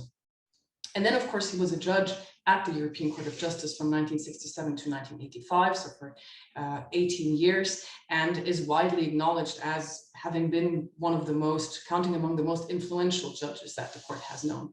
But of course, this is very difficult to measure, even for people who work inside the court, because the deliberation of the judges is secret. So even with biographical research, I have to admit this, it's not possible to get inside the deliberation room. But one way of studying a little bit the influence of the judges is to take a look at the cases in which they acted as reporting judges. And Judge Pecatore was a reporting judge in 272 cases, which today this record has been broken by many, many judges and also advocates general. But at the time, that is a record. That's a very high amount of cases for the judges of his generation. And if you look at these rulings, you actually identify many that you can find in the textbooks as the most groundbreaking and controversial of the time. So if you just look at the 1970s, this period, he was a rapporteur in the famous ERTA case of 1970. He was rapporteur in Internationale Handelsgesellschaft, in De Fren 2, in Simmental, Cassis de Dijon. So I think if you asked a group of EU lawyers to set up a list of what they think are the most bold and groundbreaking cases of the 1970s, the list would probably look that this would probably be their list, or one or two cases may be different, but these cases would probably be on it. So I think that's a very concrete way to measure influence, in the sense that it is not by chance that the judge that probably has been the most vocal about supranationalist visions of European integration and a very strong Court of Justice is also the one that then acted as reporting judge in particularly bold cases. But again, as I said, we do not get into the deliberation room, but what I tried to do with the biographical research is to explain how and why he became so influential at the court. Also, because he was a jurist from the smallest member states of the European communities, and we know that this should not matter inside the court, but still, maybe he did not naturally come in with the authority of being from the larger member states. And I think you can develop a couple of arguments of how he managed to become so influential. So the first, I have already mentioned the first, he was already an authoritative figure from the field of EU law at the time of his appointment. As I said, he had already published on it. He was one of the first scholars actually intensively working on it, and he had co-drafted the treaties of Rome. And so he came to the court as a real, true specialist of European law. Today, most of the judges are specialists of European law when they come in. That was not the case at the time. So he clearly had an advantage here compared to other judges, because he simply knew the law perfectly already. But what I think is one of the most important reasons for his influence at the court is that he came to this institution with personal convictions, very strong personal convictions that he drew from his experience of 20 years as a diplomat in Luxembourg's foreign ministry. So Pierre Pecatore worked at the foreign ministry from 46 to 67 when he was appointed. He moved all the way up to the highest position in Luxembourg's foreign ministry, and he participated in many negotiations from which we have archives, and he left opinions on these negotiations. The first one being, for example, he worked at the United Nations at the beginning of his career, and he was very proud to be part of the people who tried to set up a new organization in New York, but he was also quite critical about it, arguing that the organization was undemocratic, that it was created by governments, steered by governments, and only run in their interests, not in the interests of the people, and that negotiations were basically happening constantly outside of the negotiation rooms in the corridors, because there was always member states getting their way in the discussion. So quite early on, he was frustrated with classic intergovernmental international cooperation.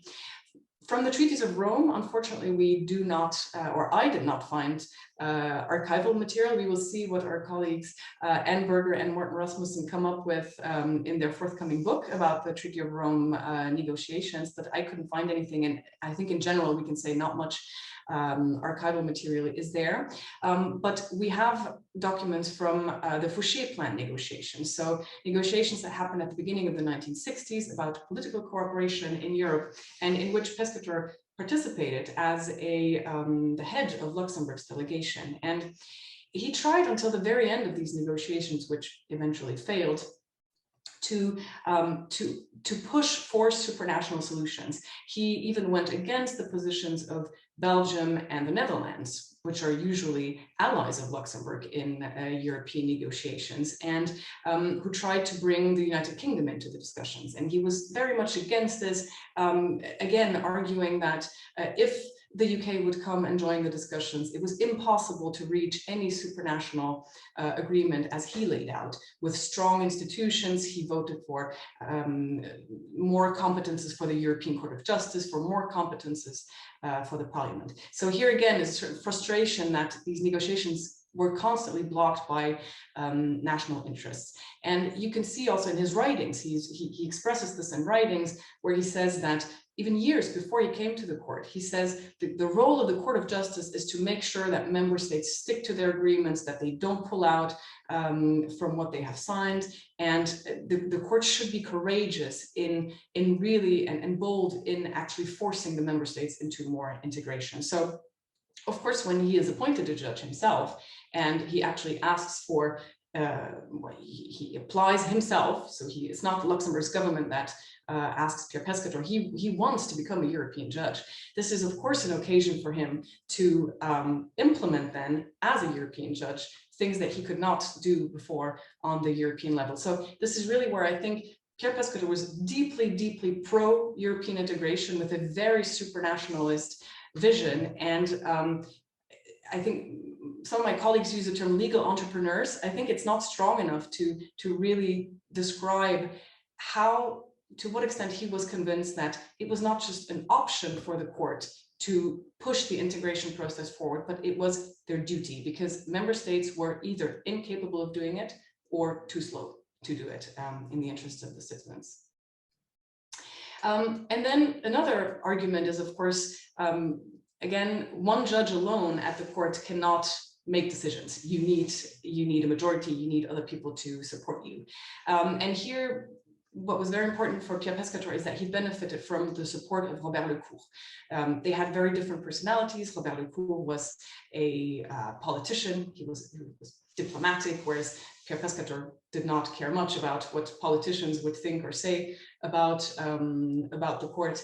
But they shared a common vision, again, of what the role of where the integration process should go and what the role of the court should be. So, of course, this helped. And let's not forget that it is the president of the court who distributes the cases among the judges. So Pierre Pecatore also received cases that had a potentially important doctrinal outcome. As example, we could cite the ERTA case, which extended considerably the competences of the European Commission in the European Community's external relations. Well, as I said before, the external relations was Pierre Pecatore's first topic of interest in the European communities. He had published about it in the 1960s, and he had pled for more competences for the Commission in this area. He had even drafted articles that should be included into the treaties in case they were revised about this. So, of course, when this case, a couple of years later, comes to the Court of Justice, what more could he have asked for in this situation? And we don't know to what extent the actual outcome of the case really was written by Pecatore, but it clearly was not given to him by chance. And I think we can fairly say that he did play an outcome in the fact that the Commission's competences ended up being extended by this case. And then last, or maybe just before about the previous point still, more broadly even, Pecatore worked in an entire generation of judges that overall was willing to, or was convinced that they should be dynamic in their interpretations. That's not necessarily the case for all generations of judges. And so of course, also that is the point that he benefited from. But then on my last point here, what's also crucial, I think, in the analysis of Pecatore's trajectory at the court is that he was backed by Luxembourg's government. Luxembourg in general has an interest in strong European legal integration. As a smaller country, you cannot count on your diplomatic influence. So the stronger the legal boundaries, the better it is. Pierre Pecatore was the brother-in-law of Pierre Werner, who was Luxembourg's prime minister at the time, most of the time that he spent at the court. And Pierre Werner was himself an actor of European integration. He was very much in favor of European integration. So of course, Pecatore worked at the court knowing that he could express his ideas openly. He could say that he was for strong dynamic court in his publications because he knew that the government that was going to renew his mandate thought exactly the same thing, or more or less was thought in the same direction. So all of these factors together allowed him, plus the long amount of time, of course, that he spent at the court, allowed him to be influential. So I would conclude here, maybe with just a few remarks. Of course, biographical research, as I said, does not get us into the deliberation room, but I think that there really is an interest in taking a look at the judges. It does give us a better understanding of the court. It helps us to identify the role of leaders. And what I think is the most important is that it allows for periodization. As historians, we are often struck by the fact that especially in theoretical approaches, but you can also find it in more legal scholarship, it is always spoken of the court as if the court had been the same from 1952 until today. This court has changed, different generations of judges have worked there, and not all of them think the same way, not all of them have the same dynamics. And even though we will not know in detail what is going on inside the court, it is possible by looking at the judges to identify certain movements, certain generations of judges. Thank you very much. Thank you, Vera. That was extremely interesting as well. So we already have some questions in the Q&A for our panelists, but I would encourage everyone listening to my voice right now to start typing into the Q&A section at the bottom of the screen if you'd like your question heard. We've got 7 minutes left to deal with some questions. So let's get started with the first of these. First question here is for Professor Arnull. You mentioned the importance of French when the court was established and adjudicated the first cases. In your opinion, would a change in the working language of the court entail a discontinuance in the case law? Well, that's a good question. I published an article a couple of years ago in the European Law Review advocating a switch from the French language to English as the working language of the court. And I don't resile from that suggestion. I think that in the modern court, we've just heard that we can't get into the deliberation room, and we can't get into the deliberation room, but we can speculate about what it might be like when the court is deliberating. What you need to be able to do, I think, is to find a language which enables the highest number of judges to play a full part in the deliberations. And I think there is very little doubt that that language is English, that not every to speak French. That can't be assumed if it was ever true. I think it certainly isn't true now, or at least can't speak French to the level that is necessary to have a real impact on the deliberations. So yes, I have not changed my mind about thinking that it would be better if the language of deliberation was English, but of course I do recognize that it would cause a considerable amount of disruption whilst the change was being made. Okay, thank you. That question was from Giacomo Gattinara. Second question, I think, is for mostly for Vera, but also I think Anne would something to say on this too. Question is from Marcus Orejo Boyd. The question is, in March 1987, Pecatore gave a conference in Spain to which I attended. He delivered his lecture and answered questions in Spanish, a language he explained that he had learned in a concentration camp during the war. We were all in awe. He was so convincing and clear when discussing the case law of the court. That said, I always wondered what the impact of that time in a concentration camp would have had in his thinking, especially the need to curb national powers. Would you agree? Well, thank you for this question. I saw it actually in the chat. I have to say I'm very surprised because I'm surprised that he would say that, because as far as I know, Pierre Pecatore was never in a concentration camp. And he did during the war, he did the Reichsarbeitsdienst in Germany for 6 months. And then he went on to study at the University of Tübingen, and he spent the entire war there. So I don't know where he learned Spanish.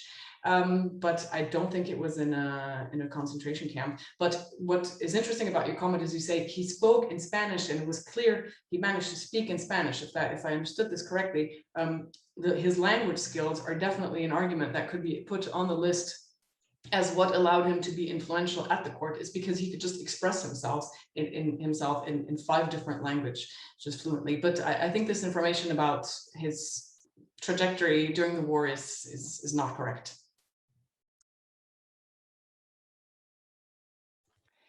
Yeah, I will add just something. I don't know about Pecatore, but in a more general term, and here to connect with what I had said to Stein, for him, the experience, not his own experience in concentration camps, since he never went into one, but his family, a large part of his family got killed there. And so for him, yes, definitely, there was a link between what happened there and the need to use law to create an international organization, to create a new world order that will unite the world more, and then Europe, and that would prevent those kind of atrocities. And it's the reason he went first to the State Department, and he was very enthusiastic about working and advising US representation to the United Nations. But then when the UN did not fulfill its promises, then European Union, the integration became really an outlet for both his intellectual interest, but also for his hope for a more structured regional world under the rule of law. And that really clearly gave to Stein scholarship a normative edge. It's not just that he was describing what was happening, he's the one who pushed the constitutional narrative in the 70s and 90s. And that was really driven by this, and this willingness to a desire to create another world order, or another regional structural world integration. Yeah, Europe. Thank you, Anne. It's always struck me whenever you talk about the birthplace of Erich Stein, that when I did my biography of Walter Moch, who became close colleagues in the legal service after the war, they were only born 50 miles apart from each other. But one was born on the Czech side of the border, and the other was born on the German side of the border. And such a small distance, but with a border in between, makes a huge difference on people's lives. So with that, I think we're unfortunately out of time. So I'm going to pass the floor back over to Daniel, the organizer of today's event. Thank you very much, Bill. Thank you for chairing this panel. Thank you to all the speakers. And this is just a final comment to wrap up today's webinar. I think it's very clear that there is a lot of interest in EU legal history, but there is also a lot of talent investing in the research and the quality research of EU legal history. As an EU lawyer myself, but not as a historian, I am very much aware of the importance that it has for lawyers in general. So this interaction between historians and lawyers, in which there is so much work to do, is, I think, from this webinar obvious that it is worth still exploring. I just want to finish thanking our speakers for devoting their time today and for sharing the research with our audience. I also want to thank in particular to our chairpersons for sticking to the scheduled time. We had many speakers, although we had a lot of time. The truth is that we had so many speakers that we had to be very efficient. So my apologies for those of you who couldn't explore the topics you were asked to develop today in all the full detail you wanted to, but on the other hand, we were able to go through a very wide array of topics. And I thank you all for your understanding in managing things so efficiently. This webinar has been recorded, and since our speakers have accepted to it, it will be uploaded. So at a later stage, once it is slightly edited so that we have our pauses and our technical mishaps erased from that final video, it will be available for everybody to watch. And for those of us who followed us not entirely, they will be able to pick up on the points of the webinar that they missed. And for those who couldn't join us today, they will be able to follow it later. It will be publicized when it's available.